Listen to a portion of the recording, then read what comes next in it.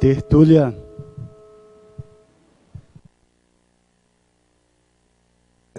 Dia 13 de outubro de 2009, terça-feira. O verbete é 1354. 4 páginas, 51 elogias e 8 máximas. Certo? O tema é besterol, dentro da comunicologia. Na hora que eu estudo besterol, até que ponto que hoje eu estou com um verbete do besterol? Estudo uma coisa para vocês pesquisarem, tá certo? O besterol é a tendência cultural popular, quer dizer, pop, surgida na década de 1980, na música, literatura e no teatro, caracterizado pela forma e o conteúdo escrachados de humor crítico, social e político, exaltando o absurdo, o ridículo, o grotesco e a atroça, sem compromisso com teses, nem sempre cosmoética, e nem evolutiva para as consciências. Quer dizer, é uma tendência nem sempre cosmoética, nem evolutiva. Agora, nós vamos ver, então, o significado mórbido da própria palavra. As besteiras, as tolices, o tolicionário. Depois, as temáticas recorrentes, o mais do mesmo, a cultura inútil, o bolsão jurássico, a farsa, a paródia, as atividades improdutivas para passar o tempo, a preguiça mental, a ausência das prioridades evolutivas da consciência lustra. Eu li alguma coisa que nós estamos falando aí sobre o assunto. Agora, na taxologia, lá na argumentologia, tem o besterol, sempre existiu em determinadas áreas humanas, linhas de conhecimento ou contextos sociais. Por exemplo, essas 4. Diálogos, a gíria, a infância, a propaganda. Agora, frase enfática. Com alto discernimento teático, importa, antes de tudo, enfatizar os trafores e não os megatrafários das pessoas, a fim de poder viver em harmonia de modo construtivo e evolutivo. Agora, qual posicionamento tem você quanto ao besterol? Você se orienta pelas diretrizes do mental soma ou pelos desejos do psicossoma? Agora, na bibliografia, eu chamo a atenção para o Festival de Besteira, o estilo besterol, o besterol científico. Penso, logo me engano. Breve história do besterol científico. Bobagens metrificadas. Aloysio e Salem comemoram 20 anos de besterol. Comédia besterol e trupe do barulho. O besterol dos 500 anos. Besterol chega diariamente aos jornais pelas agências de notícias. Quem quiser estudar mais essa bibliografia, amplia muito o tema. Agora, aqui nós temos um jornal, Besterologia deixa dia de pacientes mais alegre. No dia da criança, pacientes do Pequeno Príncipe recebem a visita de palhaço especializado em fazer crianças doentes a sorrir. Isso aí são os palhaços Doutores da Alegria, aquele povo todo, né? Esse aqui é um lado que é interessante para as crianças. Nesse caso é. Mas a maioria, o negócio é super negativo. Agora, pergunta. Na sexta próxima, estarei fazendo a SCP-1 pela primeira vez em Belo Horizonte. Meu objetivo é relembrar minha ProEx. O que posso fazer para aproveitar melhor essa oportunidade? Há alguma preparação que possa fazer esses dias que antecedem? Eu acho que é bom você pegar seu laptop, fazer a anotação e repousar a sua cabeça para enfrentar o SCP-1 com o máximo de lucidez, quer dizer, recuperando os cônjuges. É a melhor, né, que a gente pode fazer nesse caso. Se prepare para a luta mental somática. Desde que meu filho nasceu, tenho tido cunhas mentais sugestivas para machucá-lo e feri-lo. Quando essas cunhas aparecem, parece que tudo em minha casa se torna uma arma. Tenho sofrido muito com isso, porque, é claro, não desejo machucá-lo. Será que isso acontece porque eu nunca quis fazer gestação humana? O que posso fazer para parar esse processo negativo patológico? Olha, o problema todo é o seguinte: você está assimilando o heteroassédio do seu filho. Tem que tirar isso da sua cabeça, abençoa seu filho, abençoa o assediador, passa por cima disso e faça o estado vibracional para fazer assimilação e desassimilação. O problema é fazer a desassimilação disso o quanto antes, melhor. Agora, é um assédio do seu filho. Agora, examina bem se o seu filho está do mesmo jeito que você ou se ele consegue superar o caso. Então, nesse caso, ele tem mais autodefesa do que você. Observa bem que é uma chance de se estudar. O filho virou, ou se tornou, uma cobaia bem séria. Na minha família, a evolução da pessoa é medida pela capacidade de ganhar dinheiro. E nisso eu não sou boa. Por isso, não tenho autoridade moral para fazer atalhos. Há uma saída para eu obter mais crédito com o meu grupo kármico? Sim. Faça assistência aos outros e vá em frente. Faça assistência para quem precisa e quem admite que você faça. Você sabe que é uma bênção quando a pessoa admite que a gente ajude ela. Isso é uma bênção. Já é uma assistência. Li a reportagem da revista Época dessa semana sobre o Kindle, o leitor eletrônico que guarda 1.500 volumes, prometendo revolucionar o modo como lemos, podendo o usuário comprar mais de 200 mil títulos do próprio aparelho, que recebe os arquivos de uma rede 3G, a mesma do celular. O aparelho pesa 290 gramas e tem as dimensões de um GB, tendo o custo de R$1.000. Parece que eu vi que não é bem R$1.000, é 1.200, 1.300. E esse aparelho é uma bênção, mas não será que vai tirar o prazer de manusear as páginas de um livro, notar a qualidade da impressão, detalhe da encadernação? É precoce adquirir um e-book nessa fase inicial de lançamento do aparelho? Olha, quando apareceu o primeiro e-book, eu comprei nos Estados Unidos, diretamente em New York, examinei e joguei fora. Eu não aguentava ver que era muito mal feito. Pode ser que esse agora seja bom. Eu quero depois fazer uma experiência para ver. Eu vi também o anúncio. Vale a pena. Você deve comprar, examinar.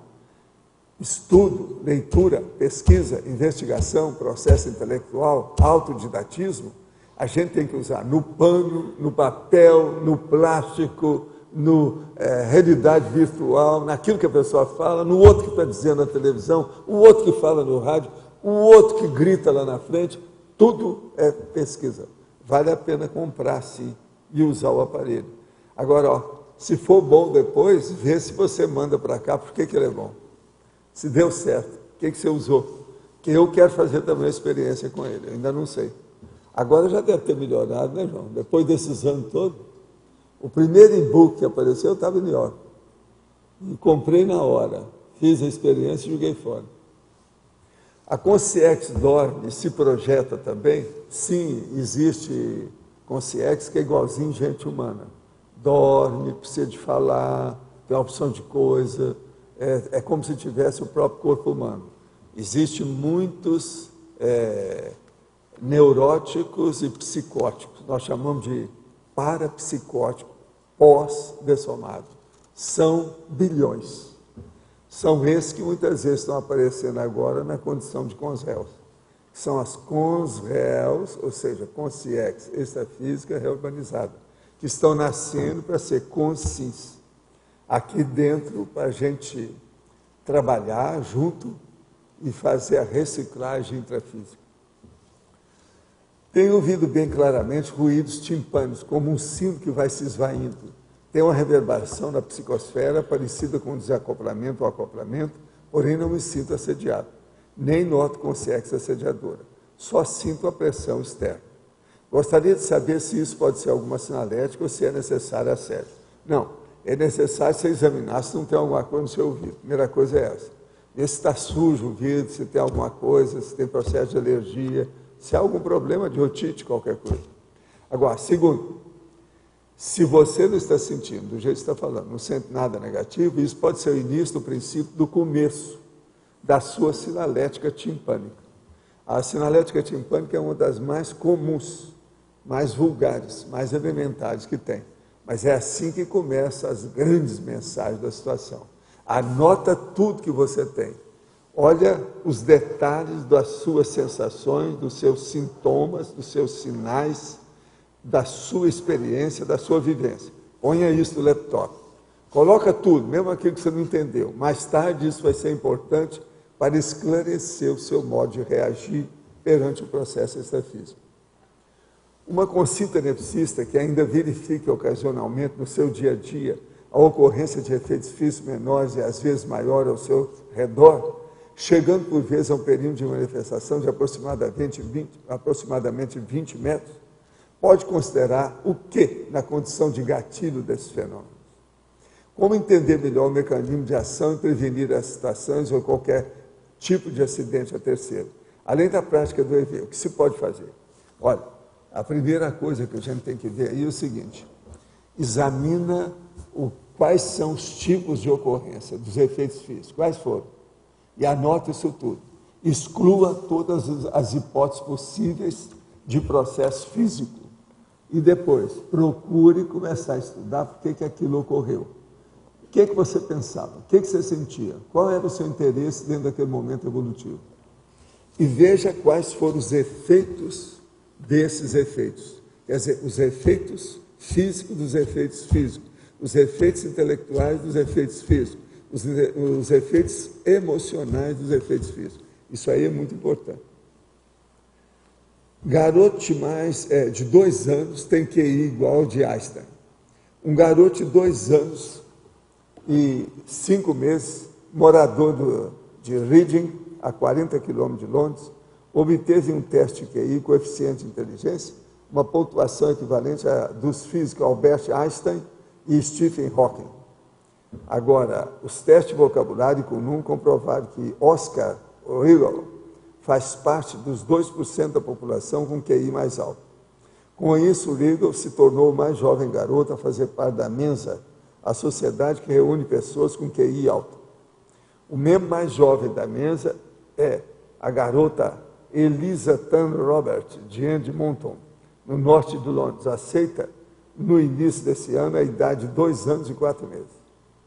Joe Riegel, o pai do garoto, disse à BBC que através da Mensa espera poder encontrar outros pais de criança com QI alto que os ajudem para a criação do filho.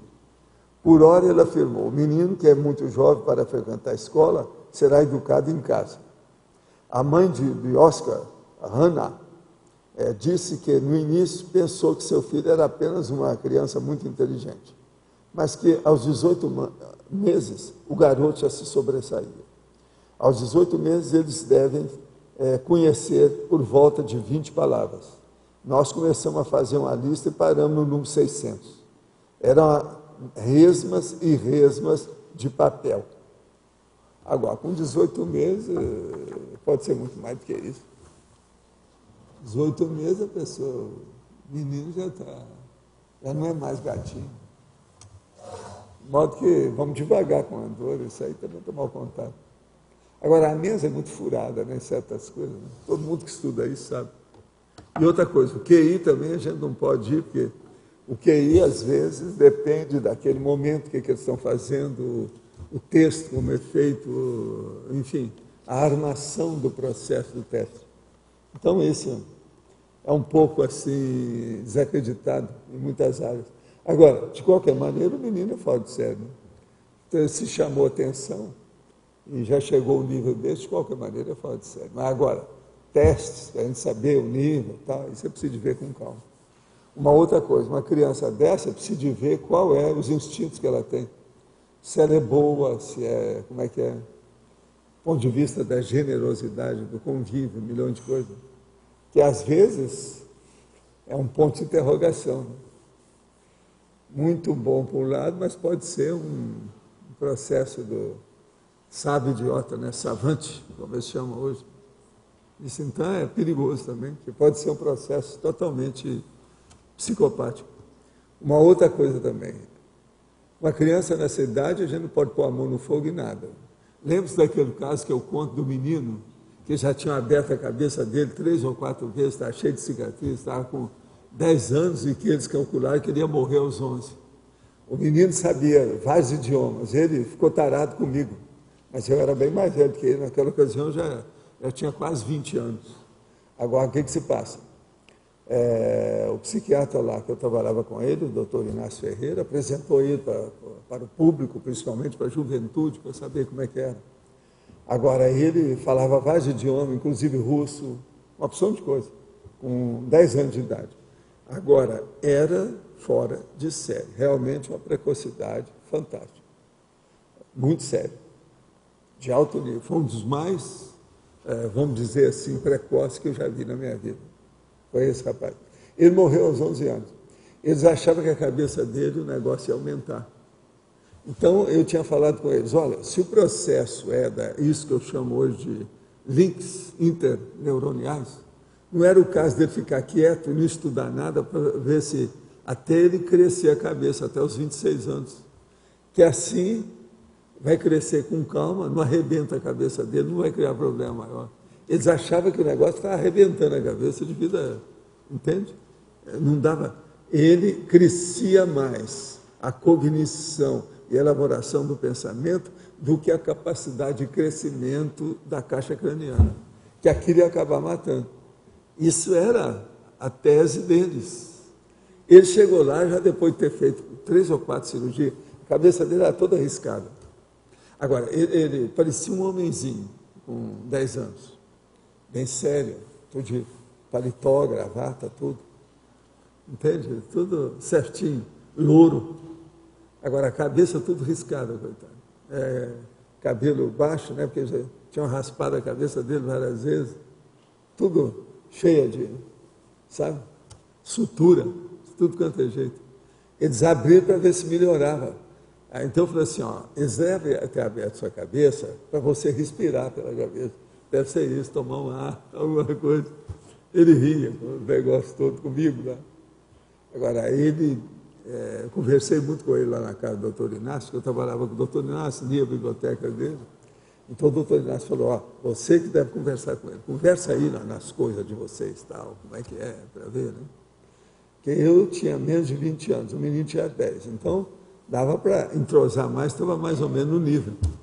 Agora, o rapaz era impressionante, eu fiz um teste com ele, eu perguntando umas coisas dos idiomas que eu já tinha estudado, porque aos 10 anos eu comecei a estudar idioma, né? Então, naquela ocasião, eu estava lá em Uberaba já, estudando aquelas coisas todas. Então, já sabia alguma coisa. Tudo que eu sondei, ele respondeu ali, em cima da pimpa, direitinho, bonitinho. O menino era um estouro. Agora, eu falei assim, mas, doutor Inácio, não tem jeito de salvar esse menino? Isso aí é um gênio, ele pode ir longe. Ele podia nos ajudar muito aqui nas pesquisas dos fenômenos. Vamos dar um jeito nele. Eu falei assim, eu estive examinando aí, nosso colega também, ele já veio com recomendação, já falaram nisso, aí começou a falar os nomes grandões da psiquiatria que tinha examinado o menino, ele está condenado. Agora, não vai falar isso para ele, mas ele está condenado, esse menino não vai. 1 ano depois morreu. Ele já esperava. Agora, você sabe, às vezes tem os processos intracranianos, dentro da caixa craniana, que é o processo de hidrocefalia, aquele negócio todo, que isso aí piora, né? Eu achei, na ocasião, falei com o doutor Inácio, será que isso aí não tem um processo da hidrocefalia? Algum problema, por exemplo, que aconteceu? Processo de desenvolvimento fetal, alguma coisa? Eu falei assim, parece que tem, mas é um caso difícil. Ele falou, é complexo, muito difícil. E realmente, né, não é fácil. Agora, eu via muitos pacientes com o doutor Inácio. Agora, esse aí, foi esse que apresentamos na praça pública. Ele falou e depois ninguém queria falar depois dele, porque muita gente tinha que falar. Então, eles mandaram eu falar. Aí eu usei o que eu pude para não ficar muito ruim aquela situação. Quando acabou o negócio, o Mário com a turma veio, você vai ser candidato a deputado. Aí foi a primeira cantada que me deram para a política. Do negócio. Agora, eu era rapazinho, eles iam aumentar a minha idade. Falei assim, você pode ser candidato a deputado estadual, a gente aumenta a sua idade e vamos dar um jeito, isso aí a gente dá um jeito. Para o PTB, né, que era os processos dele. Né? Mas não dava, não. Eu virei para ele e falei assim, eu já fui político em outras vidas. várias. E, ó, saturei até aqui. Não dá, não posso nem pensar nisso. Agora, você sim, é que é bom. Eu posso te ajudar em tudo, como eu sempre tenho ajudado. Vamos em frente. E eu ajudei. Durante 3 gestões ele foi deputado federal. O senhor estudou esse processo da microcefalia? Gostaria de entender mais como se dá da microcefalia. Como que se... A microcefalia? Não, eu estudei alguma coisa, mas não vi tudo que eu queria, não. Eu queria até estudar a psiquiatria mais sério, com a neurologia, depois eu desisti. A hora que eu vi o que é que eles faziam lá, eu vi que não dava. Eu, com a minha energia, melhorava mais o povo do que dando choque, um milhão de coisas. Então, desisti disso. Agora, a microcefalia, eu vi algum caso. Um outro caso também que eu vi foi a doença da progéria. Entende? Eu vi vários desses casos esquisitos, assim, porque o interior tinha de tudo, né? Quando tinha um caso desse, chamava atenção, a gente ia para examinar e tal. O negócio era sério. Mesmo antes de começar a estudar medicina, eu vi muitos casos desses. Agora, a progéria é a pessoa, o menino que fica velho e morre logo. Está entendendo? Agora, eu vi também a coreia, que é a dança de São Guido, a doença de São Vitor, vários nomes que eles usam para isso, que é a coreia. Hoje, eles chamam que é a síndrome, né? de Latourette e outras coisas, Latourette. Agora, isso também eu já vi, pessoas com processo. Agora, o que eu vi mais, que tinha mais no interior, era a hidrocefalia que criava a macro, não a microcefalia, mas a macrocefalia. Então, a cabeça grande, tudo alterado. Outra coisa que eu vi, eu andei estudando gente que tinha tido algum defeito do jeito que eu tive quando eu nasci, porque isso sempre me chamou a atenção. O negócio de ter rachado a minha cabeça, eu queria ver todo mundo que rachou a cabeça quando nasceu. Então, por exemplo, um que eu vi, que era uma pessoa bem normal, ele tinha a metade do cérebro, aqui, ó, o fronto, e essa coisa toda, para frente, alguns centímetros aqui. Então, o cérebro dele vinha 3 centímetros de um lado, que era o direito. Então, veja, o hemisfério direito dele era maior do que a esquerda. Mas ele era uma pessoa normal, trabalhava bem. Esse homem me chamou muita atenção. Então, eu queria examiná-lo. Eu comecei a entrar na família, através dos parentes, para me ter contato com ele, para ver como é que ele funcionava. Que ele era normal, mas tinha o hemisfério direito para frente. Então, esses casos assim, um monte deles eu andei estudando. O processo neurológico, de neurociência, como eles chamam hoje, a neurologia, sempre me atraiu muito para ver devido ao meu processo de nascer com turquês e rachar a cabeça. Eu queria examinar como é que era isso. Porque eu perguntei, parece que não é besterol não, gente. Porque sempre tem um caso que me chama a atenção. A minha primeira filha foi feito o parto normal e ela nasceu com acavalamento da moleira, né? Forçou e fechou. E o que o médico colocou para mim foi que a microcefalia, ela faleceu. Durou só 3 meses. Foi oriunda do fechamento, porque tem que ter essa fissura, esse espaçamento, tem que ficar por bastante tempo para que o cérebro possa se expandir. Como acavalou esse osso do crânio, então ela acabou tendo uma meningite, né? Pois foi uma o coisa processo assim, é meningite. Agora, o problema é que o processo da meningite aí, dessa situação, isso cria até outras coisas, que pode ser coisa mais séria. Você está entendendo como é que é? Agora, o problema é que na hidrocefalia, quando parece que tem água lá dentro, que tem muito líquido, as pessoas ficam com a cabeça alterada mesmo. Alguns sobrevivem, alguns criam problemas neurológicos e psíquicos, ficam alterados. Isso tudo tem. Agora, eu vi gente com cabeça grande, turriforme, você está entendendo? Parece uma torre, do jeito que tem no filme de ficção científica, e funcionando direitinho. Eu já tive aluno. Agora, é a cabeça dele devido ao processo também do nascimento. Eu tive aluno na PAI com 11 anos com hidrocefalia. Forma de torre. E ele, quer dizer, não era tido... Ele tinha problema mais motor, mais dificuldade psicomotora. Muitos desses têm problema psicomotriz. Muitos deles, por causa desse processo aí. Agora, o caso todo é examinar o nível de equilíbrio da pensionização da pessoa. Tem gente desse que às vezes são muito inteligentes. Eu já vi gente até com o processo, por exemplo, síndrome de Down, fora de série. Eu não sei se você chegou a ver aqueles atores e atrizes, tudo de Down, lá de Niterói. De Niterói. De Niterói, eu impressionante. Fiz um curso eles lá faziam em uma peça toda só gente síndrome de Down. E era perfeitinho. Eles eram bastante assim, estimulados, né, lá em Niterói. Agora, a síndrome de Down, às vezes eles são bons em música, em arte, certas coisas. A arte é mais fácil, né, você sabe, mais acessível. Então, para eles se dão bem, às vezes, com casos desses. Tudo isso eu vi. Eu estive examinando alguns lá de Niterói. E depois, alguns deles apareceram até em peças. Tem alguns que são contratados até pela na televisão. Globo. Tem alguns contratados pela Globo. Pois lá da PAI de apareceram Niterói. na televisão. Agora, outra pergunta. Certa vez ouvi o senhor dizer que o evoluciólogo pode aprender muito com o pré-serenão, pois estamos vivendo situações que o evoluciólogo pode nunca ter experienciado, certo? Sim. Pergunta. Fazendo um exercício imaginativo, poder-se-ia dizer que é possível que uma consciência pré-serenona assumir o compromisso de ressomar numa determinada situação peculiar e experienciar situações tão somente para servir de subsídio informativo para ponderações dos evoluciólogos? Não, isso é bobagem. A única coisa que eu sei é o seguinte, uma pessoa, uma consciência, ela pode ressomar para concluir alguma coisa num grupo.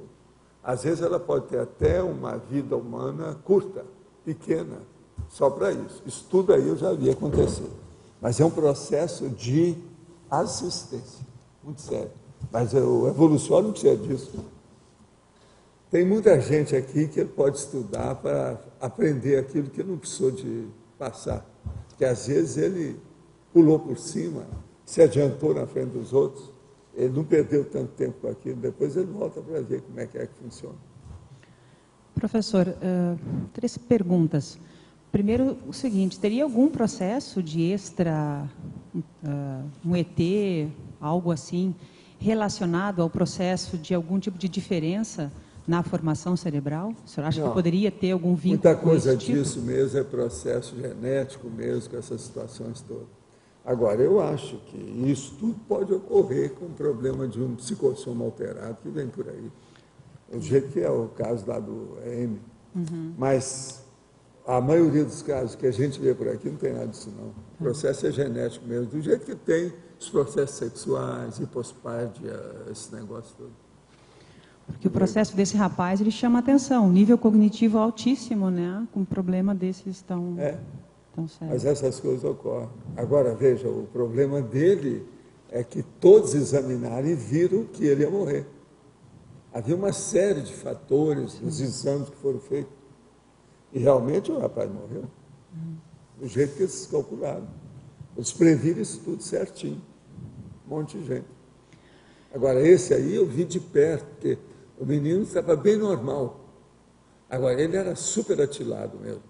Na conversa, ataque psíquico, entendeu? Impressionante. Ele ia onde doía, diretamente na história. E outra coisa, muito sério, para 10 anos.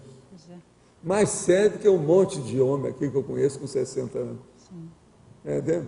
Ele era sério, equilibrado. Você está entendendo como é que é? Ali, bem posto. Por isso que eu estou falando, ele parecia um homenzinho pequenininho, uma miniatura de gente grande. Ele era impressionante, esse menino.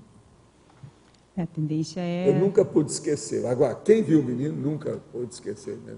Não dava para esquecer. Tudo diferente. Mas qual a outra pergunta? Outra com relação às tendências culturais. O senhor mencionou a questão do besteirol, né, como uma tendência cultural sem compromisso com a evolução. Existe alguma tendência cultural que tenha compromisso evolutivo ou que vale a pena ser analisada? Doutores da Alegria. Os doutores da Alegria são mais ou menos assim.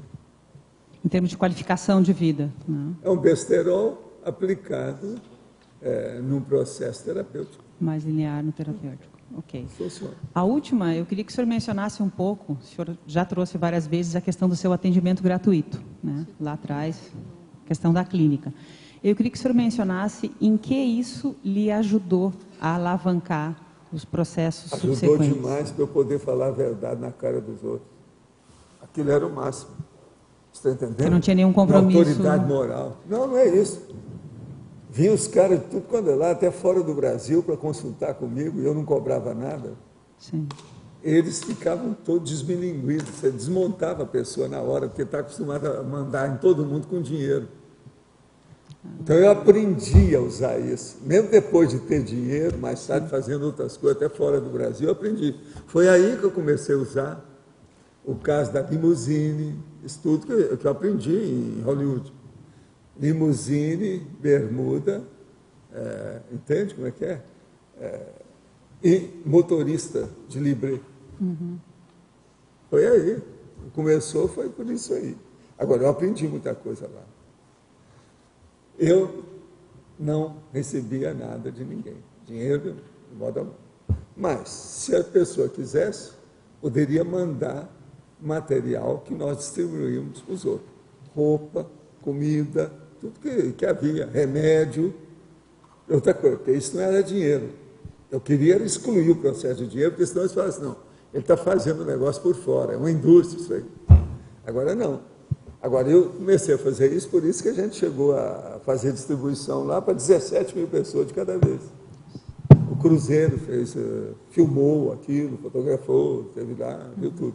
A gente tem documento, tudo isso aí embaixo. Agora, o que é que se passa? O Chico nunca tinha visto uma coisa daquela. Ele foi aprender essas coisas comigo, na hora que chegou lá. Ele fazia assistência, mas não desse nível. Outra coisa, eu ampliei o processo de assistência que ele fazia, ele aprendeu a ampliar o negócio, a aumentar a peregrinação, como ele fazia, e eu também ampliei o processo espírita, porque eu levei esse espiritismo do Brasil para fora do Brasil, para a Europa, para os Estados Unidos, aquele negócio todo que o povo não conhecia. Agora, o que é que se acha? Na questão do consultório, era muito bom aquilo, mas aí vinha aquelas pessoas, que é o seguinte, é do jeito que o americano fala, seu dinheiro é melhor do que o meu? Por que você não quer aceitar? Entendeu como é que é? Então, esse negócio, eu vi tudo muito antes de ir para os Estados Unidos, saber das coisas como é que era. Agora, o que fazia?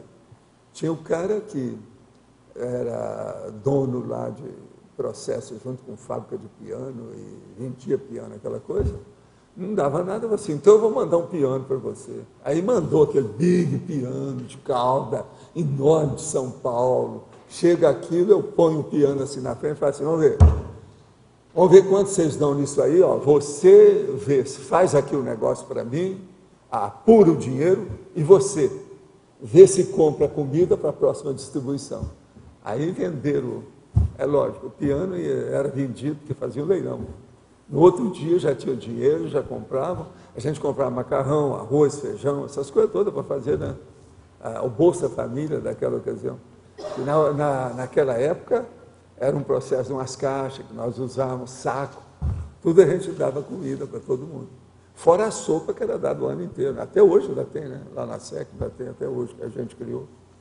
Agora, tem um outro, por exemplo, que eu sempre conto, que esse aí foi o máximo. O povo achou que eu estivesse doido. Teve um amigo meu que chegou para mim, você é louco, fazer uma coisa daquela, já não faz uma coisa dessa. Então, fabricaram um carro no Brasil pela primeira vez. O nome era Vemaguete. Você chegou a ver o que era a Vemaguete? Então, a Vemaguete foi feita. O primeiro exemplar da Vemaguete que eles puderam soltar, o cara chegou lá, comprou a Vemaguete e levou para mim. Parecido com o quê? Agora, levar a Vemaguete sem andar na estrada. Na base daquele negócio do canguru, da cegonha. Levaram o negócio da cegonha, do canguru. Tá? Sim. E levaram, e a hora que colocaram perto da SEC, junto à minha casa, você está entendendo? Porque eu morava lá dentro. Né? Colocaram a Vemaguete assim, o povo todo ficou sabendo que tinha chegado, e tinha uma opção de gente estar trabalhando comigo lá na hora, fez aquela multidão em torno. Falei assim, vamos ver, quem é que dá mais? Vamos fazer esse leilão disso aqui. Quanto que é que você acha que eles vão vender esse carro? Como é que está? Pessoal, o preço lá que eles falaram ainda não está para venda. Mas parece que amanhã já tem. É tanto. Aí eu falei assim, ó, quem é que dá? Esse aqui é o primeiro carro. Como é que é? E outra coisa, ele está cheio de energia. Entendeu? Foi vendido na hora.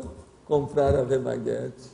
Ela tinha uma parte branca, toda bonita. Era até um belo carro. Agora eles falaram assim, pelo menos, Valdo, entra aí que nós queremos tirar fotografia. Aí eu entrei, sentei no negócio e tal.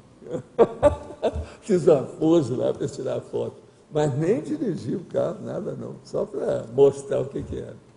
Agora, se há de ver o que eu ganhava mais, quer dizer, a comunhão, que eu passava tudo para lá, a comunhão espírita cristã, que é a SEC, era leitãozinho. Todo mundo levava leitão. Ó, doutor, eu tirei lá da minha porcada lá, minha turma lá, trouxe aqui para o senhor, já que o senhor sempre tem muita gente aí, vocês dão sopa, que não sei o quê. Então eram os leitãozinhos. Aquilo eu tive que arranjar uns caras para cuidar dos leitões, para ele crescer, ver o que é que ia fazer, como é que é. Entrosava, né? Eu passava de um para outro, resolvia tudo na hora, porque era muita coisa que eu fazia todo dia. Eu não podia lá assumindo as responsabilidades de tudo que acontecia, não. Então, eu tinha sabe como é que é? A turma que fazia tudo na hora. Agora, isso tudo eu aprendi com o consultório. O senhor acha, professor Valdo, que isso de alguma forma abriu a porta para um nível maior de impacto-terapia, de esclarecimento maior? Muito era a minha assistência, né? Isso. A turma que esteve aqui foi lá no meu consultório antigo, chegou lá e falou, bolas, aqui a gente sente energia na hora, você recebe um banho de energia aqui dentro, que até hoje ainda tem lá o local. Né? Agora, recente a essa viagem que nós fizemos, é que eu falei com eles para dar um jeito naquilo, começar a usar, porque eles tinham conservado sem mexer muito.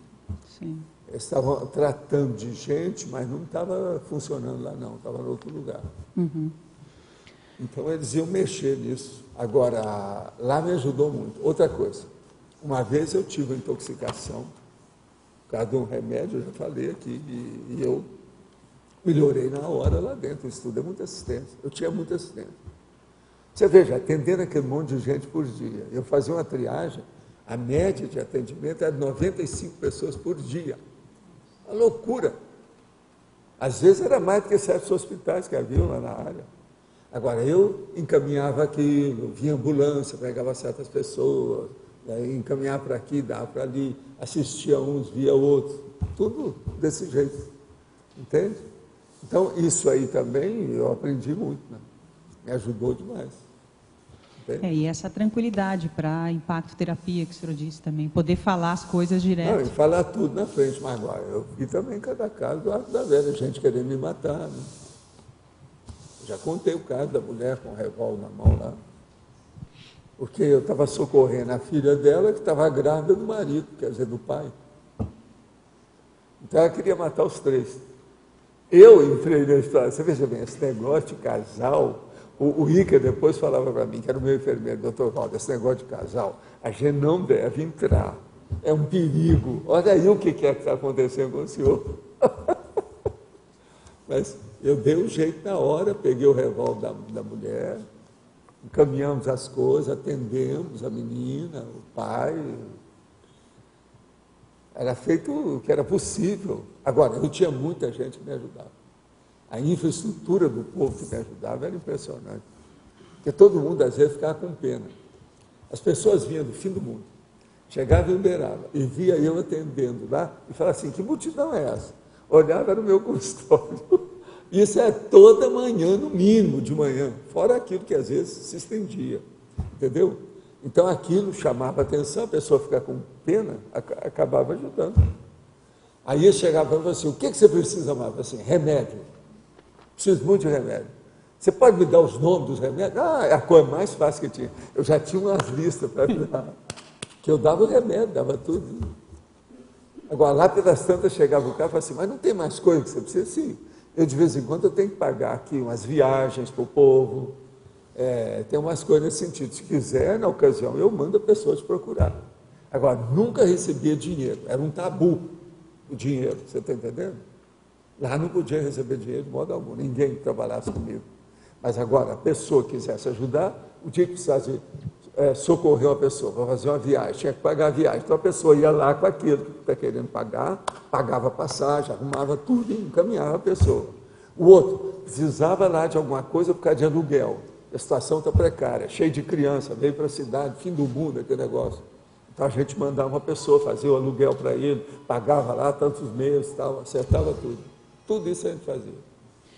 Agora, por que a separação total entre não receber uma ajuda, um apoio, uma doação? Lá não podia, devido ao processo, todo mundo contra a gente, né? Tinha o arcebispo, que era contra o espiritismo, que eu estava fazendo meus negócios.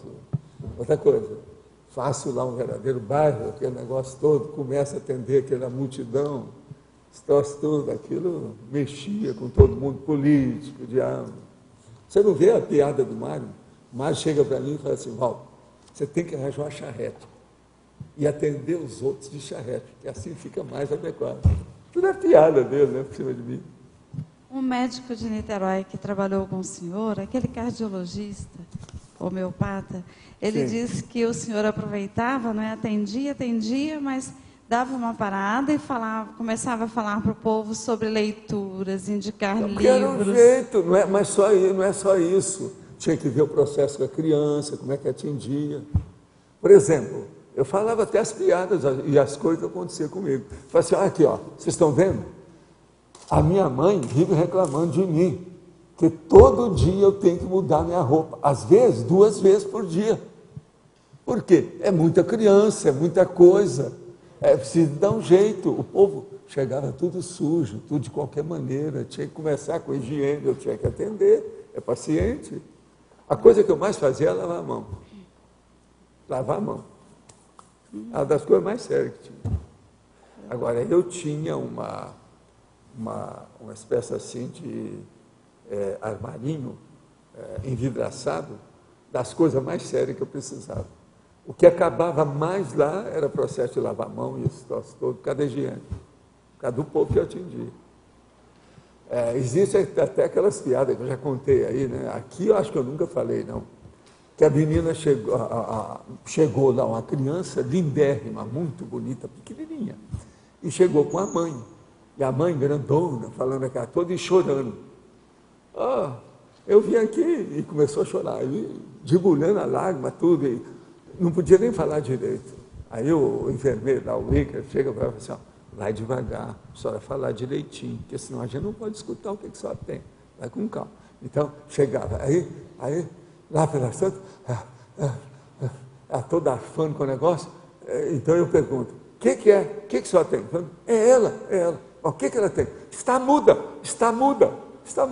Aí eu viro a menininha e falo assim, uma menina desse tamanho aí, muda?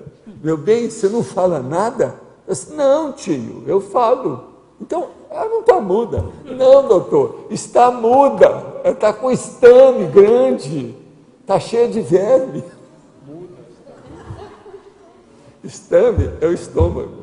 Vocês estão entendendo? Então, está muda. Ela está com estomagão. É isso que ela quis dizer. Entendeu? Que era o intestino também. Aí entrava tudo, né?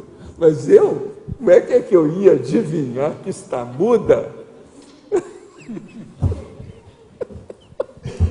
Aí eu e o Ricardo, ela, todos nós começamos a estar. Essa menina ficou ótima.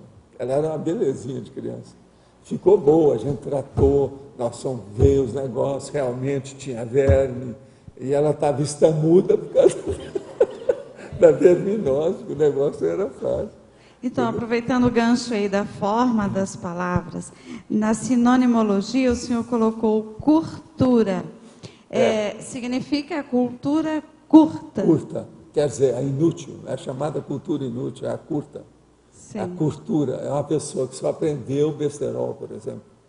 Só aprendeu tolice, besteirada. Coisa que ela não vai usar, que não é do métier dela, não é da profissão. Isso é cultura. Então, é a pessoa curta de cabeça que tem uma cultura também curta. Né? Mais ou menos aí. Mas então... Valda, na questão sua e da conscienciologia, Você tem alguns casos assim, daqueles bem escrachados, de besterol, que o povo fez na mídia, na internet, assim, bem... Não, sobre as minhas coisas também, eles fazem muito besterol a meu respeito, né? Mas eu também uso meu besterol, mesmo não estou contando essas histórias todas, essas anedotas fazem parte do besterol. Agora, do ponto de vista didático, essas coisas às vezes funcionam, o povo não vai esquecer mais o que a gente está falando. Agora, o que é bom nessa história é que tudo isso eu vivi. Quando você vivenciou uma coisa, essa autenticidade comunica autenticidade também, a veracidade do assunto.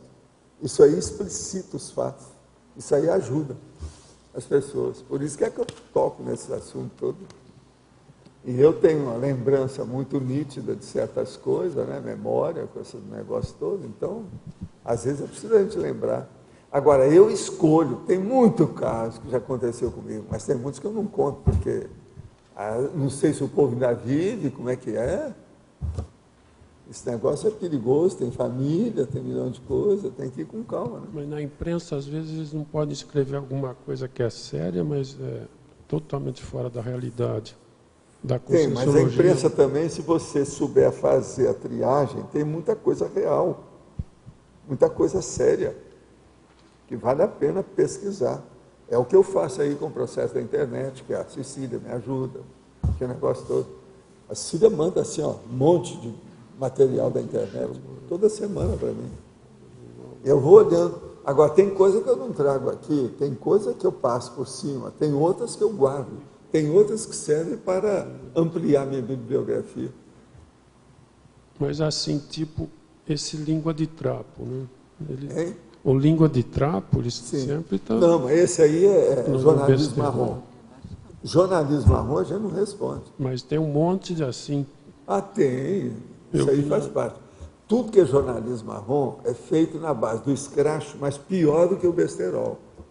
É um escracho da infâmia. Você está entendendo? É a infâmia. A infâmia é outra coisa. Esse a gente deixa para lá. Outra coisa que é dentro da área da infâmia, que ontem mesmo eu toquei no assunto aqui, é carta anônima. É a mesma coisa. Isso aí a gente não entra nisso. Agora, você sabe, tem outras coisas que a gente tem muita pena e precisa ter muita compreensão. Por exemplo, o processo das cartas, vamos dizer, a grafomania dos psicopatas. Igual aquele caso daquela senhora que eu conheci. Ela tinha mais ou menos a mesma idade que eu, na ocasião que eu conheci. Ainda era rapaz. Ela, então, casada, aquele negócio todo, e ela viu o que eu estava fazendo. Foi nessa época aí do meu consultório, que ela me conheceu. Então, eu atendi o povo, atendi a ela, dei indicação sobre os fatos dela. Agora, a partir daquele momento, ela me escreveu carta enquanto viveu. Ela tinha até caixa postal, sempre esperando que eu fosse estar sempre respondendo as cartas, mas eu não tinha jeito. Agora, o que se passa? Ela mandava a carta para mim e para o presidente da República e, às vezes, para o ministro da Justiça. Então, por exemplo, eu lembro, uma vez, uma das cartas mais sérias, enorme, ela mandou e falou assim, estou mandando a cópia para você, estou fazendo outra cópia para o presidente Juscelino Kubitschek e outra para o ministro tal, assim, assim. Tudo igual para ver como é que está a minha vida. Agora, isso era sem parar. Com o passar do tempo, o Juscelino morreu, ela continuou fazendo os negócios, as coisas todas. Aquilo foram dezenas de anos. Mudava, eu acompanhava, porque de vez em quando eu lia as cartas dela. Então eu acompanhava o que estava acontecendo da vida dela toda. Todo mundo ficou rico, todo mundo estudou, fez curso superior, tinha um psicólogo que era filho dela. Eu não posso nem falar, porque o povo é muito rico hoje, é gente bem, alto nível, tudo abonado. Agora, o que se passa? Eu, uma certa época, fiquei com muita pena, porque eu achei que já estava na hora, né? Ela dá um jeito, quantos anos, aquela coisa toda. Então, o que eu fiz? Selecionei 50 que chegaram, os últimos 50, não abri os envelopes. Juntei 50. Quando deu 50, eu registrei aquilo, fiz um pacote, etc., e mandei para a tal caixa postal. A caixa postal era escondida para a família não saber, que ninguém sabia que ela tinha aquilo. Ela mudou de cidade, continuava a carta chegando. Mudava de estado, continuava. A vida dela toda foi assim. Agora, com as 50 cartas, eu tive uma esperança que fosse melhorar. Então, mandei. Aí eu fui contando os dias, né, as cartas que foram chegando. Ó, a carta que chegar agora, essa aqui já deve ser da época. Veio como se não tivesse acontecido nada. Agora, veja, aquilo era registrado, tinha o AR, ela recebeu tudo. Agora, é como se não houvesse nada. Entendeu? Ela perdoava tudo que eu fazia. Eu era um santo para ela. Está entendendo? Então, 50 cartas que eu não li. Ela não viu que aquilo era um insulto para ela? Não. Você está entendendo ou não? Agora, aquilo, aí eu falei assim, então agora é até ela morrer. E realmente, já foram ainda alguns anos até que ela morreu. Atualmente, eu tenho mais ou menos duas clientes. Quase sempre é mulher que faz isso. Eu tenho 2 clientes. Uma delas tem até processo nos Estados Unidos. Então, ela vai para os Estados Unidos, as cartas vêm de lá, vai para o lugar, vem. Outra coisa, essa gosta de mandar SEDEX, que hoje já tem SEDEX, o negócio está mais aperfeiçoado. Então, vem aquele SEDEX desse tamanho, tudo lacrado, 1 milhão de coisas, chega lá dentro, está aquela carta. Agora, essa, às vezes, manda assim, 12 folhas, 15 folhas de cada carta.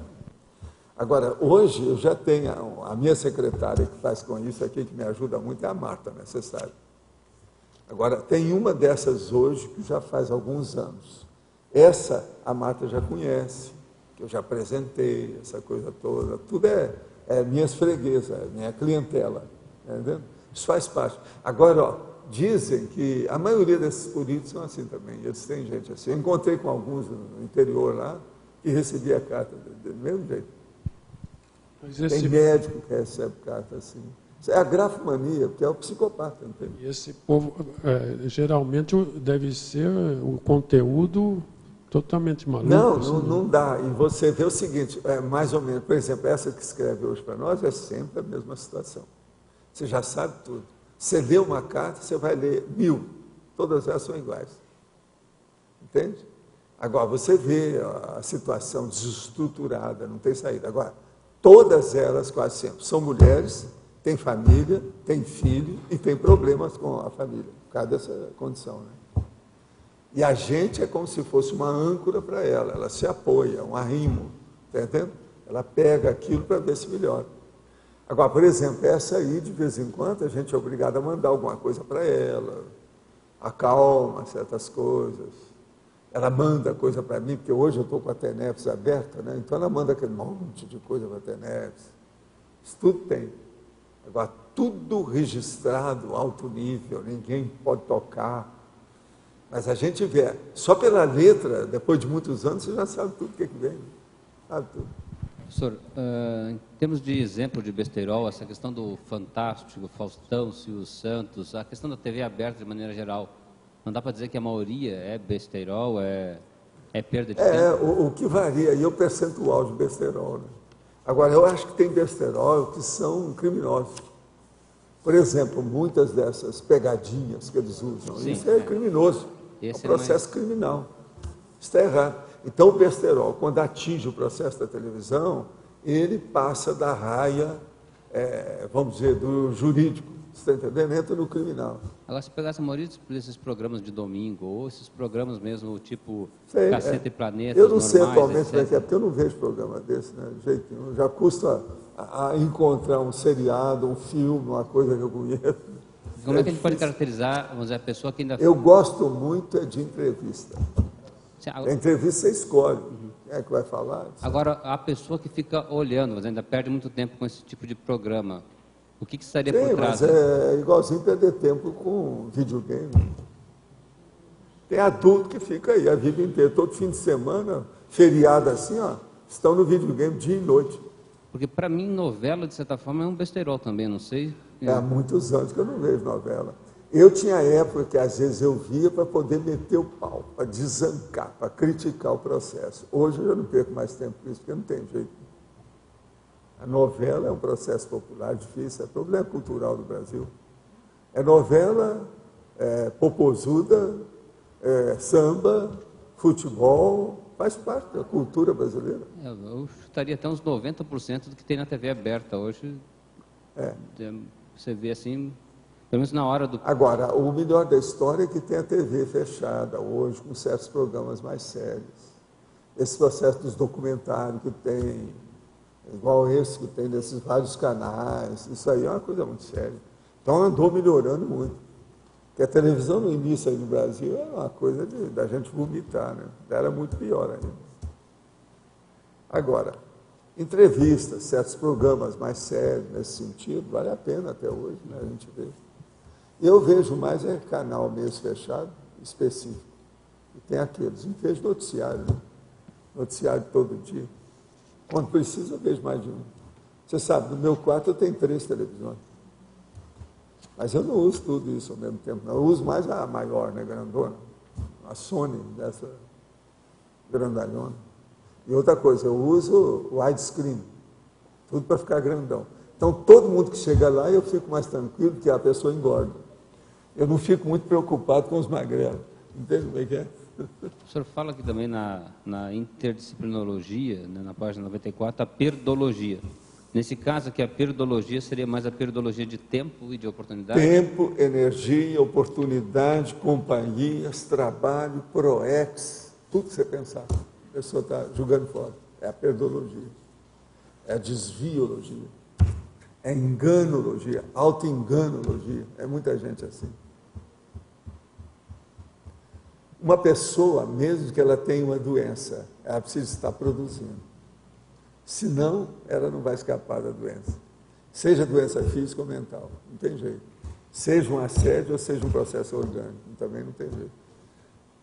Então, o problema é produzir. Quem não produz, é o caminho da... A vaca vai para o brejo. Uma das coisas que o senhor enfatiza bastante aqui é a questão do sexo também, né?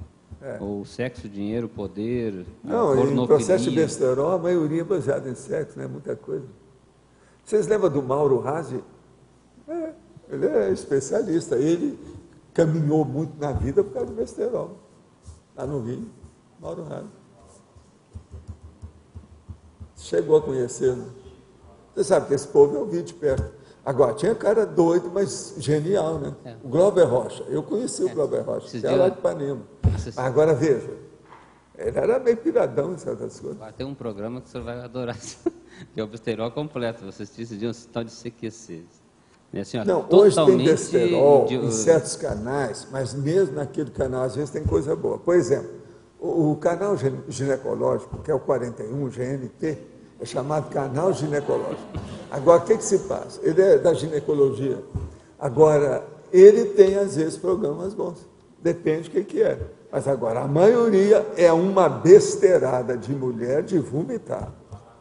Aquele, por exemplo, se for fazer tortura chinesa, é colocar o canal na minha frente para eu ver dia e noite. Isso aí vai ser duro. É o canal ginecológico. Agora, ele tem coisas boas, não é assim não, de vez em quando aparece. Isso é igualzinho, por exemplo, lá, o processo da revista. Qual a revista mais falada no Brasil? Não estou falando dos Estados Unidos, mas no Brasil, sobre sexo. Qual que é? Playboy. Agora veja, o Playboy de vez em quando tinha umas entrevistas muito boas. Eu mesmo tenho revista do Playboy lá na minha bibliografia, divido as entrevistas. Inclusive tinha lá do povo que saía do corpo. Tem uma lá do Ayrton Senna, por exemplo, saiu lá. Então veja, a gente tem que pensar essas pérolas negras no meio daquele mar de lama. Entende como é que é? Às vezes aparece um lírio no pântano. A situação toda é essa, nasceu no pântano. As revistas também de cabeleireiro, etc., você pega, você também tem uma dezena de revistas que você pega em cabeleireiro, né? Mas essa aí é ginecológica também. Essas são os magazines ginecológicos. Isso aí você não consegue, olha, uma vez eu peguei uma... Sinceramente, eu achei que pudesse extrair alguma coisa. Agora, como diz o meu amigo, cuidado com essas revistas. O canal, ele não solta germe, mas as revistas podem soltar, é DST. Você tem cuidado com isso. Porque um dos lugares que aparece mais prostituta, às vezes, é onde tem essas revistas, de propósito, você sabe. Que ela tem que Se produzida, como é que fica? É a vida. Agora, Valdo, a justiça seja feita, a Globo News, ela está com um nível de apresentação muito bom, né? Os noticiários. Não, e lá que tem debates. aquela moça que eu evito falar o nome dela, só falei que é Ana Paula. Você sabe Ana como Paula é o nome? Couto. É a Ana Paula Couto. É. Agora, esse negócio de couto, como o povo fala muito em coito, eu evito, porque a moça é sexy. Ainda chama Ana Paula. Ana, Paula e coito. Realmente. Não dá, né? Então, essa piada já é demais. Então, eu evito falar aqui, mas como eu já está falando, eu vou falar. Um dia desse eu só falei, não, Ana Paula. Agora, veja, ela é a que tem maior tino feminino de apresentação, de todas elas. A gente nota que aquilo deve ser ela. Porque se fosse uma partner, alguém que estivesse ajudando, qualquer coisa, teria ajudado as outras também. Que é só ela que tem. Agora, ela tem bom gosto, ela tem finesse, ela sabe. Agora, é lógico, ela pode melhorar muito mais se tivesse mais experiência das coisas. Por exemplo, aquele negócio do cabelo curto é bobagem. Ela está deixando Pelo crescer tamanho agora, da cara dela e Tá o maior. jeito que é a cabeça, se fosse maior, tipo mexicano, Hollywood, etc., apresentaria melhor ainda. Isso ela não viu. Mas, por exemplo, a roupa dela, os terninhos que ela são tudo de alta escolha. De acordo com as coisas que eu andei estudando de cosmetria, com os FEGs para apresentação, problemas, enfim, de apresentação social, ela é a maior. Isso aí, não há dúvida. Tem gente muito bonita nessa turma de locutoras aí da televisão, gente de charme, sério. Agora, tem outras também aí, além dela. Mas agora, ela, a voz, o timbre, o modo, é terrível ela. Pode ser que ela tenha até curso, né? Tinha tido curso para aprender essas coisas, mas às vezes não é não. Mulher, quando é assim, já nasceu assim, de 500 vidas. É aquele negócio que uma pessoa que tem aplombe, é porque nasceu assim, vem de trás, isso não nasce de uma hora para outra. Escola não ensina tudo. Mas o que eu digo são os programas, os Ela debates. agora está trabalhando em São Paulo, ela que dá as notícias lá, o que é que está congestionado ou não na rua, mostra os negócios todos. O Jornal das 10, da manhã. Agora, eu falei desde o início, o primeiro dia que ela apareceu, essa vai longe, vai engolir todas as outras. Foi batata. Passou um monte delas aí já. E ela é das mais novas lá, que parece. Mesma idade, esse negócio todo. Fora de série a moça. Agora, eu tenho olho clínico para essas coisas, eu divido meus processos de estudo disso, né? Porque isso aí, gente, é o estudo da força presencial. O meu negócio de Hollywood era para estudar antes de mais nada essas coisas. E ver a exploração da mulher, né? A exploração feita sobre a mulher. A mulher é uma minoria das mais exploradas que existe na sociedade capitalista. E Hollywood é o local de exploração maior. Eles exploram tudo, a vaidade da mulher, os pontos fracos, o buziles, aonde dói, eles vão em cima para mexer na história. E até hoje eles usam também as mulheres para isso. O que tem de mulher que eles fazem o filme, só para aparecer a mulher o tempo todo, não está no gibi, é um monte delas assim.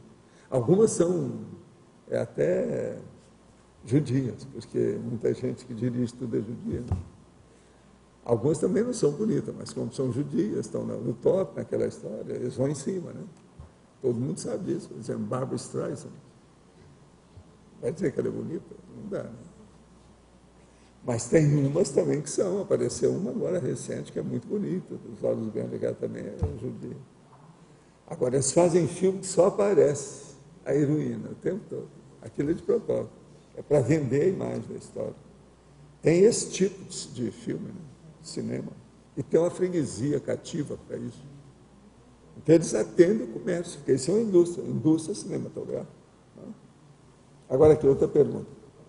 Quando trabalho com energias, às vezes os sons distantes, como um carro passando na rua, são amplificados. Isso pode indicar ectoplasmides, coincidência ou nada disso? Sim, pode indicar, é o processo de percepção. Aí, no caso, é o problema da sinalética na cabeça, por causa do som. Essas coisas ocorrem, sim. Agora, o problema é mental, cortical, do processo. Está em desenvolvimento. É bom anotar essas coisas todas, como é que são.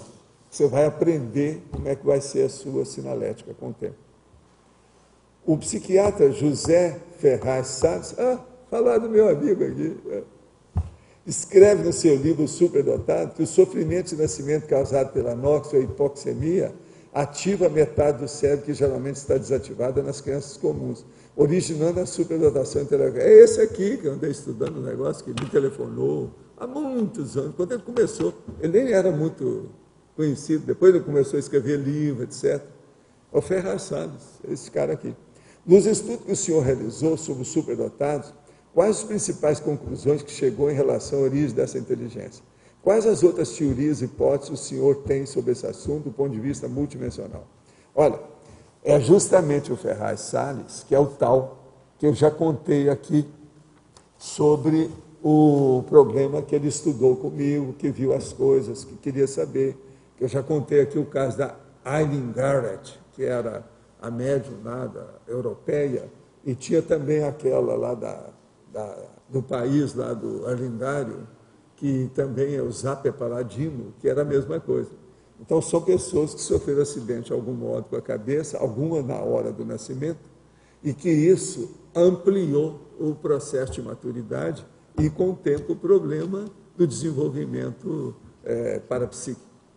Agora, o doutor Salles, que é o Ferraz Salles, ele tem essa hipótese aí antiga, que ele andou estudando, e ele até uma vez me perguntou sobre o Chico Xavier, se ele tinha tido alguma coisa também nesse sentido. Então, eu falei assim, não, com o Chico eu nunca vi nada.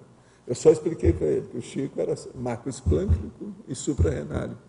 Ele era retaco, pícnico, aquele negócio todo, hipertricótico, aquele negócio todo para ele estudar, que não era bem isso. Agora, eu já sabia do caso da Eusapia Paladino e também da Eileen Garrett, que todas duas caminharam muito. Agora, essas é que eu vi mais. Agora, outras coisas que agem assim, é o problema da criança superdotada, que hoje ela já precisa de aprender a ler e escrever, já com um ano e meio já está sabendo. Né? Algumas não precisa nem de aprender, ela já nasce sabendo. Ela já aprende na hora, começa a ver as letras, junto uma com a outra e aprende logo. Agora, o processo é até os 7 anos, que mostra essa superdotação, que é a precocidade infantil. Com isso aí, que a pessoa tem que ver. A hipótese melhor que a gente tem para isso é que a pessoa, às vezes, tem macrosoma, ou que ela veio para desempenhar algum trabalho assim nesse sentido. Agora, existem os casos que seria bom estudar, que é, por exemplo, uma criança lá, que era o Felipe Arriola, sabe? Tem aquela menina também, que era pianista célebre, e começou a fazer concertos de todo jeito. Eu mesmo escrevi sobre isso e arrolei uma série de precocidades infantis. Todos esses foram sérios. E gente que foram estudados. Agora, o caso todo aí, do ponto de vista de causa disso, em geral é porque teve vidas anteriores que mexeram com o processo parapsíquico de algum modo. Sempre é isso. No caso daquele menino de 10 anos que o senhor falou, Sim.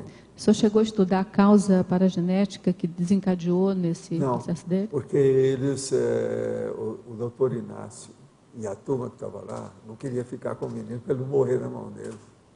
Eles tinham medo que o menino podia morrer a qualquer hora. Aí o senhor não Porque conseguiu. a hipótese era que de uma hora para outra ia dar um surto, a síncope nele. Ele ia cair, duro. Alguma coisa no cérebro ia soltar, ia comprimir, ou né? dar um derrame, ou uma coisa maior. Eles já tinham aberto tudo para fazer válvula. Aquilo é como se fosse uma válvula de escape na cabeça dele. E para ajudar, né? Ver como é que fazia. Mas não adiantou nada. Eles queriam que parasse o crescimento rápido do menino. Agora, o pior da história, o menino não ficou velho, não. Ele tinha uma cara de criança bonita. Entende? Ele não tinha progéria. Isso é um negócio seríssimo. Tem na progéria, o menino começa a enrugar, o nariz cai, fica tudo alterado. O senhor também não sabe a localização dele, ou seja, não conseguiu acompanhar ele? Não sabe não nada dava. dele? O negócio não dava, porque quem estava cuidando lá era gente graúda e outras coisas mais. Eles levaram lá por causa do doutor Inácio, para ver o que o doutor Inácio podia ver com a Não, história. eu digo extrafisicamente. Não, extrafisicamente eu não vi mais nada. Naquela ocasião não dava, eu estava muito ocupado lá com as coisas. Né? Era processo de mocidade espírita. Era um trabalhão. Ele tinha... Isso aí foi pouco, alguns anos antes, que depois me deu até infarto, porque eu já estava enrolado com muito serviço. Mas além da inteligência intelectiva, ele tinha alguma coisa do parapsiquismo, não? Não, coisa séria não. intelectiva. Isso foi o que o doutor Inácio me pediu para ver. Eu olhava pelo processo de energia, fiz o negócio todo, testei, não tinha nada. Agora, ele era brilhante em matéria de concepção, elaboração de pensamento. Intelecção. Táxi, né? Ele era instantâneo. Agora, isso eu me fechei com ele para estudar o menino com calma. Tudo que eu podia, até aquela idade, eu passei para ver o que eu podia com ele. Fiquei besta de ver. Agora, se tivesse alguma coisa, eu mesmo desejaria ter convivido mais com ele, trabalhado, estudado junto. Você está entendendo? Para a gente fazer pesquisa junto. Foi isso que eu falei para o doutor Inácio. O doutor Inácio falou, não pode. Outra coisa, ele aí está condenado, não tem jeito. Isso aí, o que está acontecendo aí, vai matá-lo. Não tem jeito. A gente não conseguiu sustar, ninguém conseguiu. Agora, os neurologistas da ocasião abriram a cabeça dele, os psiquiatras acompanharam, viram tudo. O menino já tinha ido fora do Brasil, todo mundo já tinha visto ele. Só eu vi 3 cicatrizes na cabeça dele. Parecia que tinha mais uma, que estava escondida, que ainda tinha um pouco de cabelo lá, não sei aonde. Parecia que ainda tinha mais uma. Ao todo, parece que eram 4 cirurgias. Até os 10 anos, 4 cirurgias. E aquilo tinha sido feito nos últimos 3, 4 anos. Ele começou a mostrar que estava tudo alterado, já pequenininho. Mas eles viram que o negócio era a cabeça, tinha que dar um jeito ali. Mas, ô Rosa, o que você quer? Professor, as personagens que o senhor estudou, superdotadas, o senhor falou Eusápia Paladino e uma outra qual é? Eileen Garrett, escreve aí. L-E-N.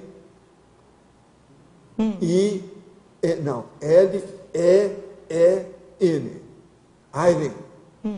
Você entendeu Garland, isso aí? Agora, Eileen Garrett. Está entendendo? Agora, a outra é Eusápia Paladino. Essa eu coloquei. Pois é. É com PH, eu já vi até na holoteca, já li alguma coisa sobre ela. E, professor, e o nome do autor do livro Superdotado é José Ferraz Salles? O nome dele é José C. Ferraz Salles, com 2 L's. Tem livro dele lá embaixo. Esse aí eu conhecia aí. A gente falava, às vezes, por telefone, ele me perguntava muito o que ele queria saber. Ele acha que ele me interpretou sem espiritismo, ele se sentia bem com isso, porque eu falei com ele como é que eu tinha nascido, o negócio todo. Agora, ele desconfiou a meu respeito, porque ele sabia das minhas coisas. O doutor Rinasci também tem, já dessomado, o doutor Rinasci também tem bastante estudo dentro da psiquiatria, que eu acompanhei alguma coisa dele, né? Ele mesmo fez um livro, Novos Rumos à Psiquiatria. Entende? Eu acompanhei tenho uns 3 volumes dele. 1 e 2, eu segui as coisas dele, todo que eu li a biblioteca dele. E agora, ainda antes de morrer, ele falou com um amigo meu, onde é que está o Val? Ele queria falar comigo, mas eu já, muitos anos que eu não vi o homem, não sabia mais dele, antes dele morrer. Agora, se tivesse encontrado com ele, eu teria comprado a biblioteca dele. Porque a biblioteca acabou, parece, ficando lá no hospital dele, porque aquela biblioteca não interessava aquilo. É eu que abri os livros, a maioria fechada. Esse hospital ainda continua? Continua. Quando eu fui a Uberaba, eu levei a turma para ver o hospital lá. Muito interessante o estudo dele, porque ele foi pioneiro. Tinha até os colegas meus que estavam lá trabalhando como psiquiatra. Ele foi pioneiro nesse estudo, nessa alavancagem da psicologia. Ele mais alguns outros que andaram estudando essas coisas. Tem um outro também que defendeu a primeira tese sobre o processo assim de espiritual, espiritista no Brasil. Existe uma tese, aí também nós temos um livro desse cara, é um livro antigo, pequeno, era a tese de defesa dele como médico, isso há muito tempo, e dentro da psiquiatria também. Agora, tem uns 2 ou 3 que isso aí assim, mas agora nada disso se firmou, nem os livros do doutor Inácio. Não, né? Agora o doutor Inácio não admitia nada disso, Ele admitiu por causa dos fenômenos da gente, da dona Maria Modesto, que era médica, e ele tinha contato lá com a gente, as coisas que a gente mostrava, os processos comigo.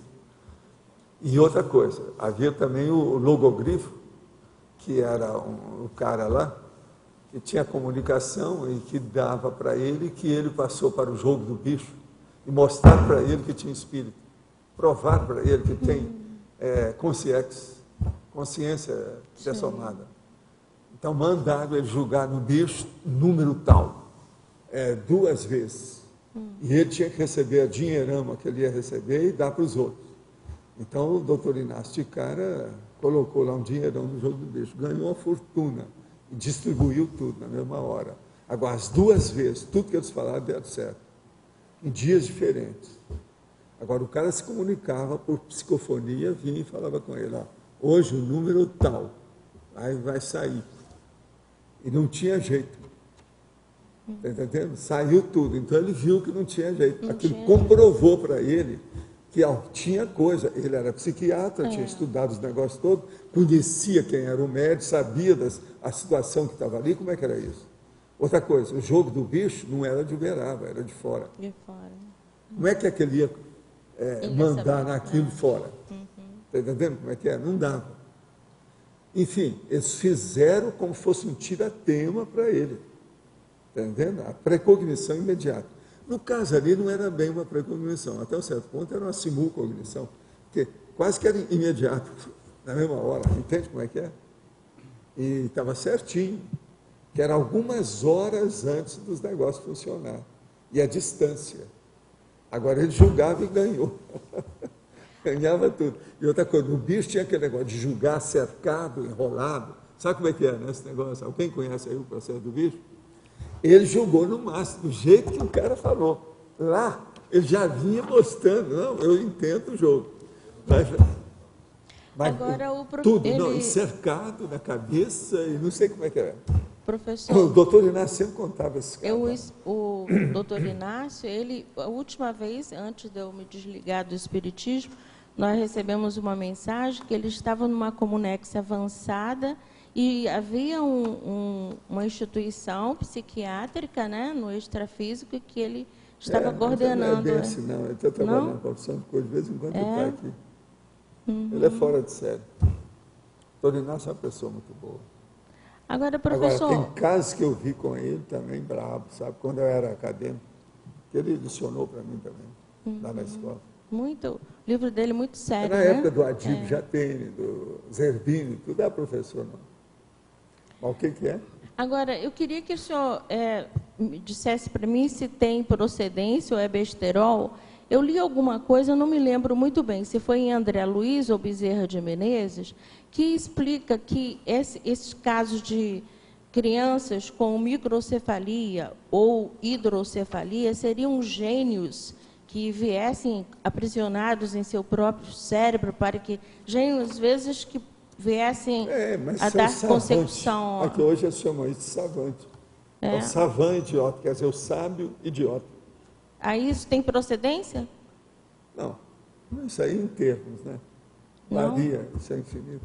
Uma coisa só te digo, nenhum deles são grandes coisas. Porque se fosse, não teria uma patologia tão brava. Tá certo?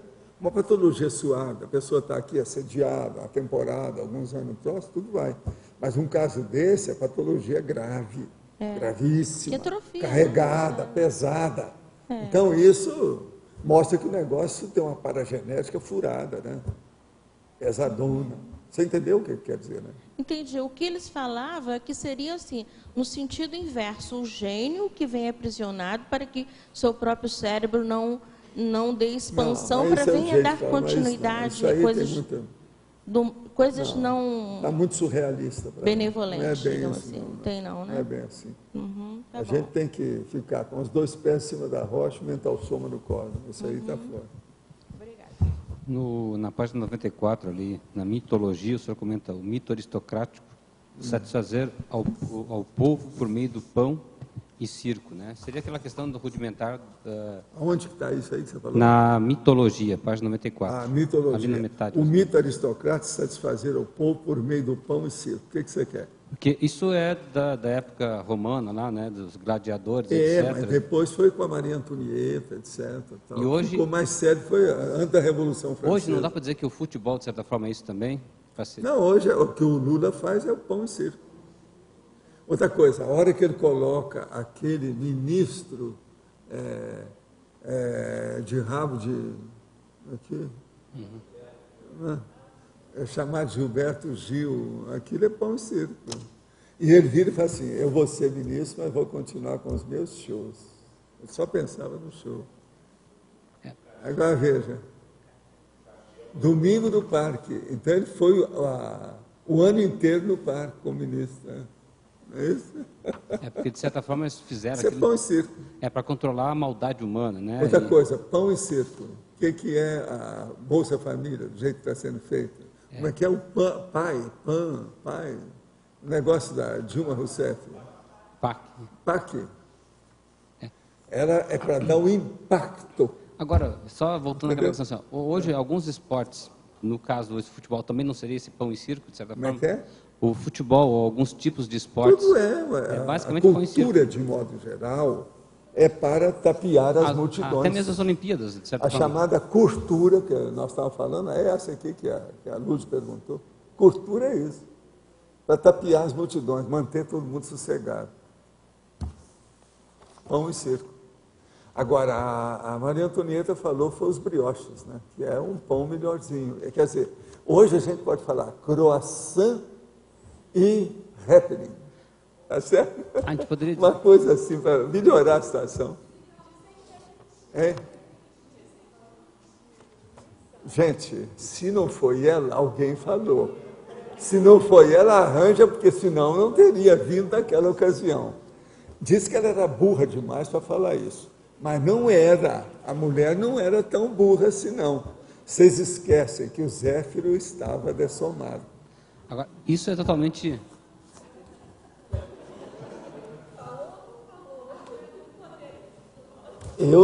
Nisso aí, há controvérsias. E eu sou um que estou aqui para dizer isso. Cara difícil era o Robespierre. Aí sim, aí vocês vão falar todo esse processo é totalmente antidemocrático, né? Realmente antidemocrático, é o processo do poder, né? Da aristocracia mesmo. Então, se a gente vai falar em democracia pura, etc., isso aí está totalmente furado num contexto desses. Não é furado. É um visionarismo de uma possível utopia. Mas a gente tem que começar a falar nisso, porque senão que dia que isso vai aparecer? Se todo mundo achar que é utopia, é só o futuro, é só isso, ninguém faz. Por isso que é preciso a gente começar a fazer essas coisas agora. É o processo da cognópolis. Vamos tentar. Outra coisa, tudo não tem o rehearsal reduzido? Tudo não tem ensaio? Você não pode fazer uma coisa menor? Outra coisa, criança, nasceu. A menininha nasceu, já vão dar para ela o cozinhadinho, como é que é brincar de criança, o que há? Outra coisa, o playground, não tem às vezes uma casa menor, não sei o quê? Porque tudo é rehearsal. Não, essa questão do pão e circo é exatamente aquilo que você não vê por trás do populismo do governo, etc. Se você não externar e mostrar, você não vai chegar numa democracia. Sei, mas olha, hoje a situação não adianta mais nada. Do jeito que tem a supercomunicação que está aí, tudo se banalizou. Todo mundo está cansado de saber que essas coisas estão erradas e já banalizou. A situação está toda... Gente, vocês viram agora a última aí? Olha as revistas dessa semana. O que é, por exemplo, que a Veja está falando sobre os ditadores? O Chaves, por exemplo.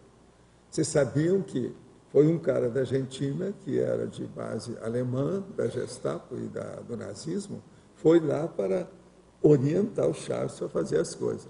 Ele acabou de fazer uma polícia dos militantes dele lá, que é a SS, igualzinho da Gestapo. Agora, eu tinha falado que aqui isso ia acontecer, que a SS começou assim, junto com a Gestapo, a SA, os negócios do nazismo. Agora, vocês estão vendo por que eu estou falando em nazismo aqui? Está na revista, é bom vocês lerem. Veja, dessa semana, olha lá o que eles estão falando do Chaves. Bem claro, agora veja, tudo é banal. Toda semana esse povo está escrevendo as coisas, ninguém toma providência de nada. Você não vê nada da embaixada do Brasil fazendo as coisas. Esse Amorim é zero à esquerda, o Lula só abençoa as coisas do Chaves. Como é que fica?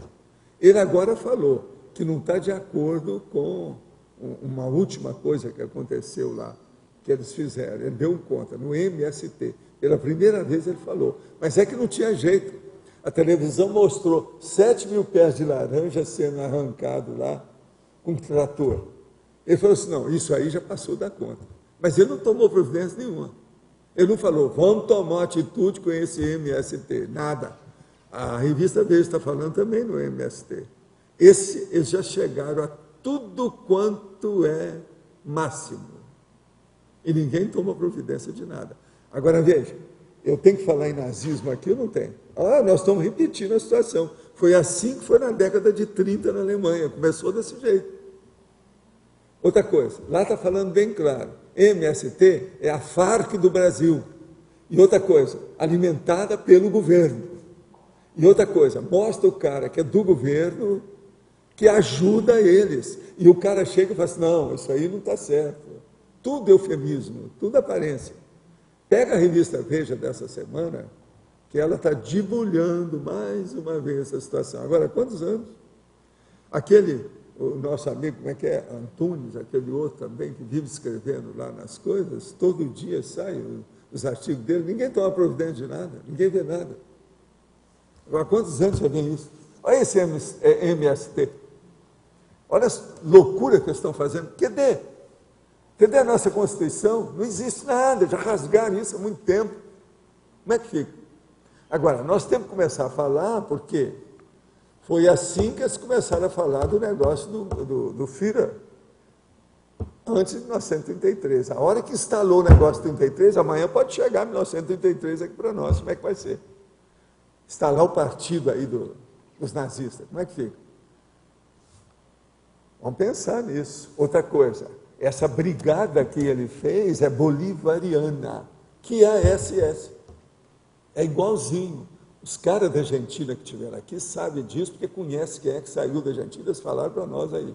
E isso o cara foi lá para a Venezuela para montar as SS dele. Já está começando a aparecer. É essa dos vigilantes, a Brigada Bolivariana, esse negócio que está lá na revista, com todos os detalhes. Outra coisa, nós já sabíamos que isso ia aparecer aqui, porque o cara, gente da Argentina, esteve aqui conosco falando isso. Você sabe, a Argentina é ali, né? 10 minutos você está lá dentro. A gente acaba sabendo o que é que se passa. E outra coisa, é lá que está cheio de nazistas, e nazista até hoje. Esse povo é que sabe mexer com isso. Muitos, os judeus, não pegaram. Muito embora na Argentina tem mais judeu do que aqui, mas mesmo assim. Outra coisa, já tiveram 2 vezes que acabaram com os judeus lá. Ninguém sabe. Eles acham que foram mais os árabes, mas tem gente que acha que foram os nazistas. Outra coisa, a AMIA, na época que a Mao estava lá, em 98, 93, não sei quanto, e teve uma outra coisa também. São 2 massacres que fizeram, mataram os judeus lá. Agora, eles achavam que era o povo de Foz, árabe, que não sei o quê. Mas eles esqueceram que lá é a terra dos nazistas. Esse povo até hoje ainda está contra eles. Então, isso tudo está aí, fervendo. Outra coisa, neonazista em Curitiba, aqui perto, como é que fica? O que há? Matando gente?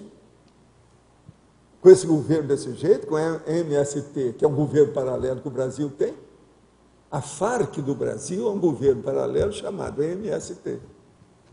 Suvaldo, há um hétero revezamento no caso dos assediadores, das consciexes, ou necessariamente é que, quando o senhor fala muito, relaciona o nazismo com Chaves. O problema é o seguinte, na Europa, esse povo devia, uma boa parte deles, nascer onde eles fizeram besteira. Mas como lá eles pararam com a fábrica de reprodução, tem que vir para onde reproduz. Então, tem gente nascendo na África, tem gente nascendo aqui, tem gente nascendo, por exemplo, na Índia, tem gente nascendo no meio dos árabes, tudo é com os réus dos nazistas. Está tudo aí, por quê? É o povo que reproduz. Tem que ver quem é que dá a luz. Quer dizer, dá uma luz, né? Pelo menos tem essa intenção. dá a luz com a sombra. Então é a luz negra. Entende? É muito esquisito isso, né? A Magali tinha me falado desse assessor nazista, né, lá na Venezuela. Quer dizer, vira um mega satélite. Esse cara, começa por ele. Quem é ele? Quem é o Chaves? Quer saber? Como é que fica isso? Quem é que são esses neonazistas do Brasil? Esse que acabaram de matar a gente aí. Gente, já é uma quadrilha, tudo armada dentro do Brasil. Quem é que está assulando os negócios para dar força para o Fórum de São Paulo? Está na cara. Valdo, é mais uma prova que tem muitas técnicas que tanto a direita autoritária usa e a esquerda usa mesmo. Também. Que ele é da esquerda e está pegando uma técnica da direita. Não, ele só usa a técnica da direita. Técnica da direita. Mussolini, que as coisas no fim se confundem. Fascista, bolchevista da esquerda e é nazista. Só os nossos intelectuais das faculdades públicas não veem isso, porque apoiam essa não, eles até veem, mas até hoje, intelectual não faz nada. Intelectual, né? No Brasil, aí toda a faculdade pública... Tudo é Marilena Chauí. Sr. Waldo, você não acha que os Estados Unidos está muito silencioso nesse caso do Chaves, assim? Tá, porque esse cara que chegou lá é jejuno. Sabe o que é jejuno? Não tem força para falar. Não, ele é novo, ele ainda está no coeiro, ainda usa fralda, chama Obama. O que você quer? Esse cara está usando fralda. Deram para ele esse negócio para ver se ele cresce depressa, ver se vira gente. Porque seria a única nação que teria condições de falar alguma coisa contra. Pois é, porque se esperar pelo Lula não vai dar nada, aí é um perigo. Agora, acho só uma coisa, não dá para tomar conta do Brasil, não. Cada território. Aqui não é país da Europa. Olha o que tentaram fazer com um país grande. Foi o único que eles tentaram, que os nazistas tentaram, chamado Rússia. Deu tudo para trás. O Brasil não dá. Se o Chaves for tentar qualquer coisa contra o Brasil, mesmo se tiver Lula ou qualquer boboca aí na frente que não está dando conta, no fim vai acabar saindo ruim, porque aqui é maior. O próprio país aguenta mais bomba do que lá. A Venezuela é menor. Vamos pensar nisso. O negócio é muito sério. Outra coisa, a população nossa é muito maior. O problema é fronteira, tem que dar um jeito nisso. Agora, por exemplo, o Lula já deve ter visto alguma coisa, porque estão começando a fortalecer o exército, a aeronáutica, alguma coisa, pela primeira vez. Isso já precisava ter sido feito há muito tempo. Vocês lembram quando apareceu aquele cara, o general, falou assim, se esse cara fosse eleito, fosse candidato, eu votaria nele. Lembra? O povo falou assim, mas você votaria no militar? Eu falei assim, por quê? Não. Nesse nível dos acontecimentos, se aparecer um cachorro ou o rinoceronte lá, você está entendendo? Aquele de São Paulo, eu voto nele. Se o cara é bom, né? Como é que é? O cacareco. Se aparecer um cacareco adequado, a gente vota. Por que não? Professor, eu queria que o senhor explicasse um pouquinho mais a questão do refinamento cosmoético. Refinamento? Isso. O refinamento cosmoético é quando você depura a situação da cosmoética dentro do seu código pessoal. Então, por exemplo, você começa a colocar detalhes.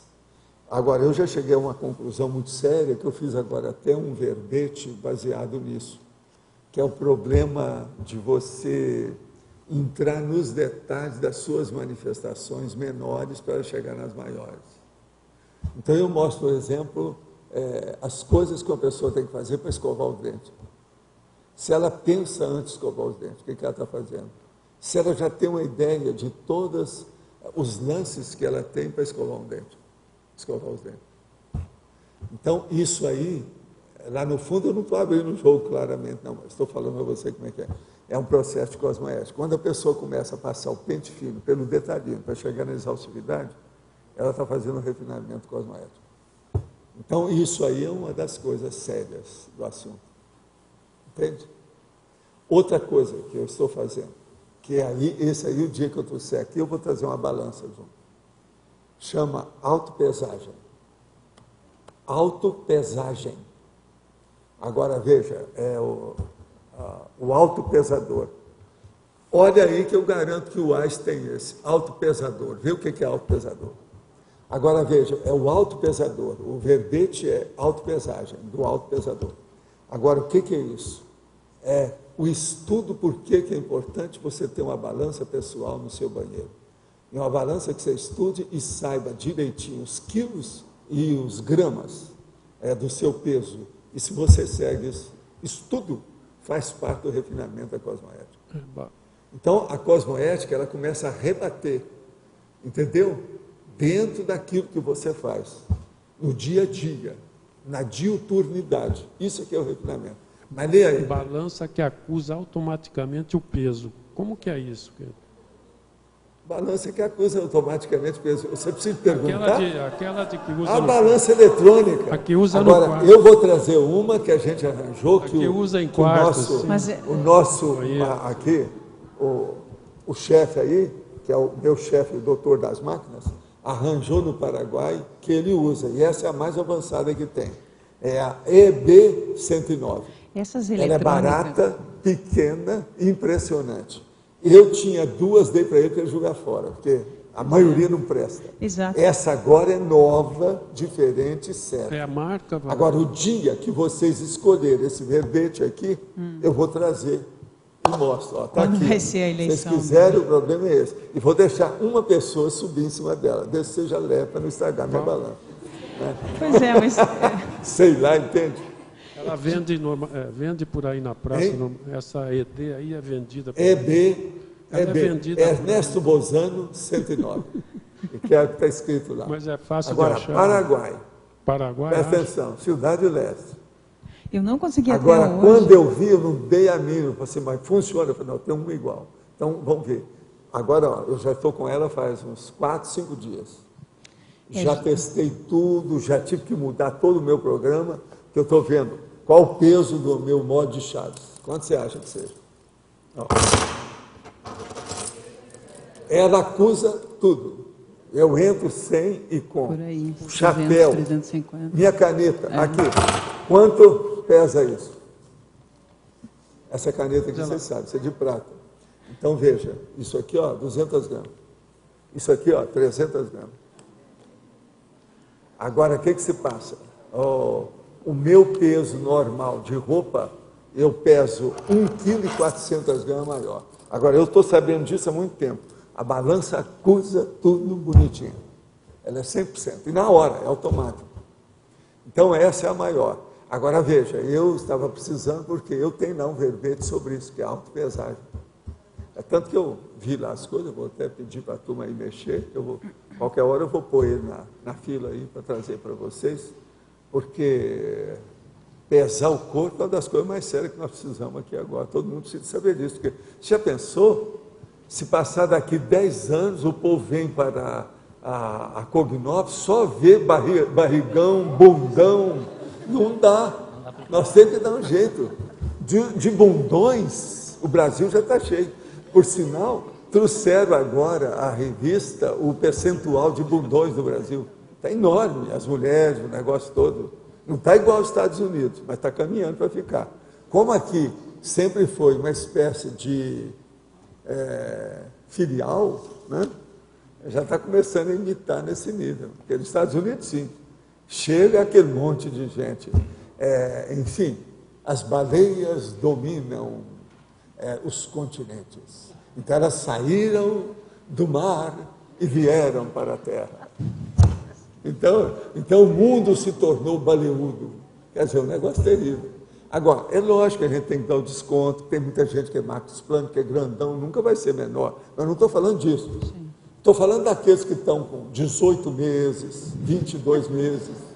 Isso é que é o negócio. Quer dizer, pochetão, não é pochete, é um pochetão, uma pochetona enorme. Isso aí é que é. Então a gente tem que falar sobre essas coisas. Eu lá então mostro. Eu arranjei 15 dados para colocar sobre peso. Se alguém aí viu alguma coisa boa sobre peso e balança, pode mandar para mim que vai me ajudar lá, ver se eu posso enriquecer a minha listagem. Eu fiz 15. Então, por exemplo, a pessoa nua, a pessoa com roupa, o homem de chapéu, entende? A mulher produzida. Então, as diferenças que tem. Mas eu não estou dando a diferença, porque eu não posso. Pesa um colar? Se eu for dar, como é que é? É demais. Mas eu tenho que falar o que a pessoa tem que pesar. Você tem que pesar aquilo, pelado, vestido, com isso, sem aquilo, com sapato, sem sapato, com chapéu, sem chapéu, né? Tem com caneta, sem caneta, com modo de chave, sem modo de chave, tudo isso tem lá. Para a pessoa não ter dúvida sobre o seu peso. Agora, ó, eu pesei hoje, comi bastante para comemorar a balança, fui olhar, estava lá, 73,300, está dentro do meu peso. 76,300. Eu posso pesar até 76. Agora, você sabe, meio quilo, 800 gramas para baixo, para cima, é aquilo do Ibope. Isso aí é besteira, você não vai ligar para isso. Porque qualquer coisa eu deixo de comer, ou deixo de beber água um pouco, 300 gramas eu tiro na hora. Agora, ó, isso é pelado. Se eu tivesse dentadura, até a dentadura eu tirava, mas eu não tenho dentadura artificial. Então essa eu posso ficar. O óculos tira. Agora, óculos eu deixo, porque eu preciso de ver, né, a distância. Mas depois pesa o óculos. O meu pelado inclui óculos, tá certo? Agora, meia eu tiro, esse aí eu não deixo. Agora, então, esse refinamento é você colocar lente de aumento em todos os detalhes. O refinamento é quando alcança o processo cosmoético da sua pessoa em relação aos outros. Para isso, você tem que começar a ver os detalhes. Para ver os detalhes, você tem que entrar no detalhismo e na exaustividade. Você está entendendo o rebate que isso dá, a repercussão? Nas distintas áreas. O negócio é mais sério que a gente está pensando. Há um ricochete na situação. Vai e volta. É isso que eu estou chamando a atenção. Então, o refinamento cosmoético é mais embaixo, é mais sério. Não é só processo puro, ético, moral da história, não. É a consequência de onde ela vem, qual a causa daquilo. Por que é? Por exemplo, balança. Vocês querem uma coisa mais cosmoética que essa? A pessoa que vai aí entra dentro da vigorexia, começa a fazer essas coisas todas com excesso de peso. A bulimia, por exemplo, como é que fica? Anorexia mesmo está errado. Tudo isso eu explico lá. Agora, isso entraria dentro do aspecto da pessoa analisar o impacto das manifestações dela. Agora, a balança, por exemplo, ela é importante mais por causa do excesso de peso, e não porque a pessoa ficou magra. Mas mais é por causa do excesso, porque é isso aí que está matando mais gente. Hoje está provado que a pessoa aumenta, é aquele negócio que eu já escrevi sobre isso, aumenta 1 centímetro na barriga, diminui 1 ano de vida. É assim que eles falavam, mais ou menos a idade é essa. Agora, tem que ver aquilo. Outra coisa, existe aí uma fórmula. Eu não quero dar a fórmula lá, porque ela varia de estudo para estudo, varia demais. A antiga era o seguinte, a sua estatura, eu tenho 1,76 m, então eu posso ter 76 quilos, mais ou menos. Dentro da minha idade, é para até menos do que isso, se for o caso. Agora, eu tenho que ter cuidado porque eu tomo remédio. Tem remédio meu que faz emagrecer, porque não fixa as coisas, devido que é para pré-diabético. Então, eu comecei a emagrecer, quando eu vi, eu estava com 73 quilos. Aí eu comecei a fazer uma superalimentação uns dias. Eu recordo, 3 dias, vocês me dão, eu emagreço ou engordo. Agora, pouca coisa, né, de cada vez. Mas agora, eu já acertei. Por isso que eu preciso da balança. Eu preciso de ver tudo o que eu faço. Senão, eu vou num jantar, como um pouco mais, pronto. No outro dia, vem lá uma comida boa, ou vou comer uma fruta, como um pouco mais de fruta, como é que fica? Vocês sabem que uma manga desse tamanho, da tal Haden, que é a boa da minha aí, da Flávia, é 200 gramas. Você come, aumenta 200 gramas. Quase sempre. Às vezes você vai comer a manga, você bebe água junto, tem alguma coisa. Agora, a balança não perdoa, cobra. Agora, no caso da mulher, isso se aplica a 10 a menos, né? Então, quem tem 1,74 teria que pesar até 64. Né? Pois é, mas isso é um jeito. Agora, o outro que tem é uma divisão que eles fazem daquilo que sobra e tira. Parece que a média dá mais ou menos 22, 20 por aí. Tem já um negócio. Isso aí já existe aí nas revistas, por todo lado, como é que faz. Só perguntar para a turma de nutricionistas que eles se dão lá como é que é. Agora, eu gosto de seguir o processo mesmo do meu tamanho, da minha situação. Porque com isso eu já reduzi, porque eu reduzi vários centímetros na altura. Eu tinha 1,80 m, estou com 1,76 m, por causa do meu acidente, as coisas todas que eu tive. Quer dizer, eu sou um cara que me deram uma paulada na cabeça. Está entendendo? Então, com isso, eu já estou mais ou menos dentro do nível abaixo, entende? Só para fechar, a questão dessa balança, professora, eu não achei até hoje uma balança que prestasse. Não, mas essa você pode confiar. Então tá. É o que o Mário falou também. O Mário estudou porque já tem uma. Outra coisa, essa minha é top de linha, é acima da dele, parece. Ele não me deu o preço, porque ele quis me dar a balança, porque eu dei duas que não prestava para ele. Foi o maior negócio que eu fiz nos últimos anos. Agora, o que você faz? Eu preciso de saber dele, na ocasião que eu trouxer aí, se vocês selecionarem aí o verbete, eu vou trazer a balança aqui, para mostrar como é que é. Ela é quadrada desse tamanho, ó, é como se fosse um H deitado assim. Você põe os pés ali no H. E o motor dela é uma coisinha, o problema dela, que mede, é desse tamanhozinho. Essa é fora de série. É a melhor que eu já vi, realmente. Eu estou agora com 5 dias. Ela não falhou nada, é perfeita, tudo igualzinho, pega os detalhes. Agora, quem for usar, se prepare, né? Que ela vai dar os detalhes dos gramas, né? Como é que fica? Não dá para tapear, não dá para você arranjar, fazer um eufemismo. Não dá. Essa aí é do Paraguai, né? Agora, no Paraguai, precisa saber comprar em lojas boas, porque se for comprar o Mário, eu só mexo com gente que entende do Paraguai mais do que o presidente. Eu estou avisando o povo. Vocês olha aqui, eu mexo com o Jarbas e o Mário. O Jarbas entende tudo do processo de remédio, que é o que ele usa, eu sei, que eu uso. E o Mário entende tudo, é o doutor das máquinas para mim. Olha aqui, ó. Quem é que olhou isso tudo aqui? Essa é EB109. Gente, o Mário é doutor em eletrônica, vocês sabem, é engenheiro. Lá não pode comprar nada na rua, por exemplo, compra uma EB108 na rua. Aí você pede, eles trazem aqui para você na hora, que é isso? Você está em Foz do Iguaçu, né? Está em Flon, rapaz. Eu sei, mas você tem que comprar em loja boa lá, avisar o povo. Eu pedi para ele, ele chamou lá e falou assim, traz isso. Quais são as especificações? Disse assim, então manda para mim. Aí algumas horas estava na mão dele, ele trouxe para mim. Ele não foi lá não. O que é isso? Eu agora quero ir ao Paraguai, mas agora eu não sei se eu devo contar isso, porque senão daqui a pouco vai tudo para água abaixo, mas vamos contar. Como é que chama aquela empresa mais granfina que tem Mona Lisa? Lá agora parece que tem café, tem uma lanchonete, tem uma opção de coisa, e tem esteira aeróbica, aquele negócio todo já há muito tempo. É uma das mais caras da Trifon. Agora, o que se passa? Aquele negócio que estava aqui, que eu dei para a Flávia lá, veio de lá. Quem trouxe isso foi a Ana dos Rebeldes. Agora, ela quis comprar mais depois, telefonou para ela e falou assim, sinto muito, a hora que chega isso aqui, 5 minutos aparece logo. Agora, veio um contêiner, sumiu.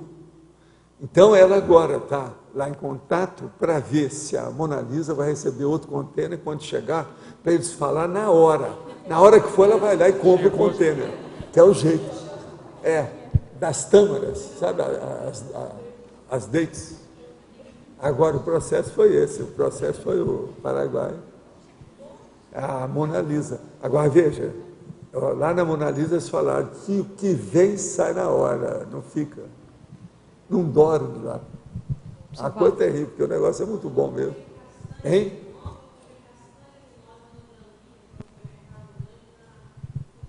Sei, não, mas é a Mona Lisa que faz a importação da Bard. Agora, a Bard é que não adianta discutir isso aí, não. Isso aí é fim de papo, acabou, não tem jeito. Essa aí. Gente, eu conheci isso faz 40 anos, eu sou da época da Tijuana, cidade de Tijuana. Agora, hoje eu descobri que chegou a Ana e falei, você que trouxe tal. Então aí, deu certo. Agora, Mona Lisa, coitada, mas ela foi atrás. É uma loucura. Agora, a Mona Lisa, muita gente aqui evita comprar lá, porque ela é muito cara, né? Você sabe. É uma das mais caras que tem, porque é granfina. Sempre foi no Paraguai. Isso aí é antigo. Há 15 anos, quando eu vim aqui a primeira vez para ver como é que está a situação, já tinha Mona Lisa desse tempo. De lá para cá, eles cresceram demais.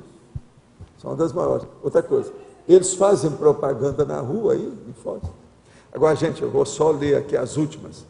Em Paradoxologia, página 94, o senhor cita o paradoxo do verdadeiro bom humor não ser necessariamente expresso em gargalhadas. Poderia falar sobre o bom humor dos serenões? Olha, eu não sei o bom humor dos serenões, mas as coisas todas que eu quero dizer para você é o seguinte: o verdadeiro bom humor é uma coisa que a pessoa se sente bem, né, dentro de si mesma, etc. Não precisa só de sorrir ou gargalhar, não. A pessoa pode ter, ela está se sentindo bem, pacificada, em paz com o mundo. Como é que fica? Ela gratulatória, você está entendendo? Está agradecendo o cosmos. Então, isso tudo varia. Agora, perguntar como é que é bom humor de serenões, está danado, tá? Eu não sei. Talvez o João aí pode fazer alguma coisa. Agora, a outra. Como orientar crianças com dom extraordinário para a música? Incentivar o desenvolvimento desse talento é incentivar uma auto-amnese improdutiva? Até que ponto algum talento pode ser negativo? Não, o melhor é você incentivar se a criança tem isso. Depois, mais tarde, ela virando gente, amadurecendo, vê outro encaminhamento dela. Mas se ela tem tendência para a música, é bom incentivar e ver como é que fica. Tudo, às vezes, né, pode ser que o Mozart está renascendo aí, nunca se sabe. Você poderia falar um pouco mais do logogrifo, da especialidade dele? Será que tem alguma coisa a ver com o desenvolvimento dos dicionários cerebrais? Olha, não. Logogrifo era o nome que eles deram para o homem que recebia as coisas. O nome dele era José Logogrifo. Por isso que era. Agora, veja, é muito estranho, porque o negócio do sorteio do bicho foi feito por ele, que era uma coisa de logogrifo, quer dizer, a gente nunca sabe. Mas esse homem era um grande médico que recebeu a situação, médio psicofônico, e havia muita coisa disso lá em Uberaba. Houve muitos fatos parapsíquicos através desse médico. De modo que não tem nada que ver diretamente com o processo de enigmística ou qualquer coisa nesse sentido, não. Então, os nossos comerciais, por favor. Obrigado. As pontuações da tertúlia de hoje: 66 assinaturas no livro de presença, 12 perguntas presenciais, 13 perguntas respondidas online. Não teremos eleição hoje, teremos apenas um recado do Loche sobre a prova da Apex. Bom, pessoal, boa tarde. Nós gostaríamos de convidar a todos para participarem da prova da Apex, que é a prova sobre proexologia, baseado nos verbetes da enciclopédia. Então, a prova ocorrerá no próximo dia 25, agora, desse mês. Aqui em Foz do Iguaçu será no discernimento.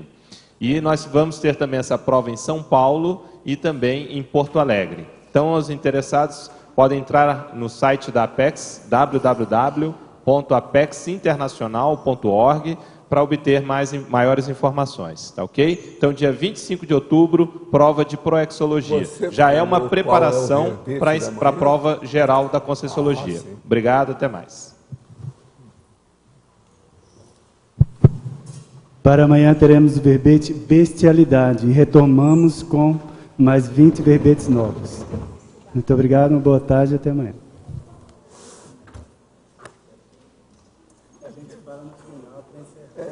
Senão o povo... Eu notei, pessoal, não ouvi.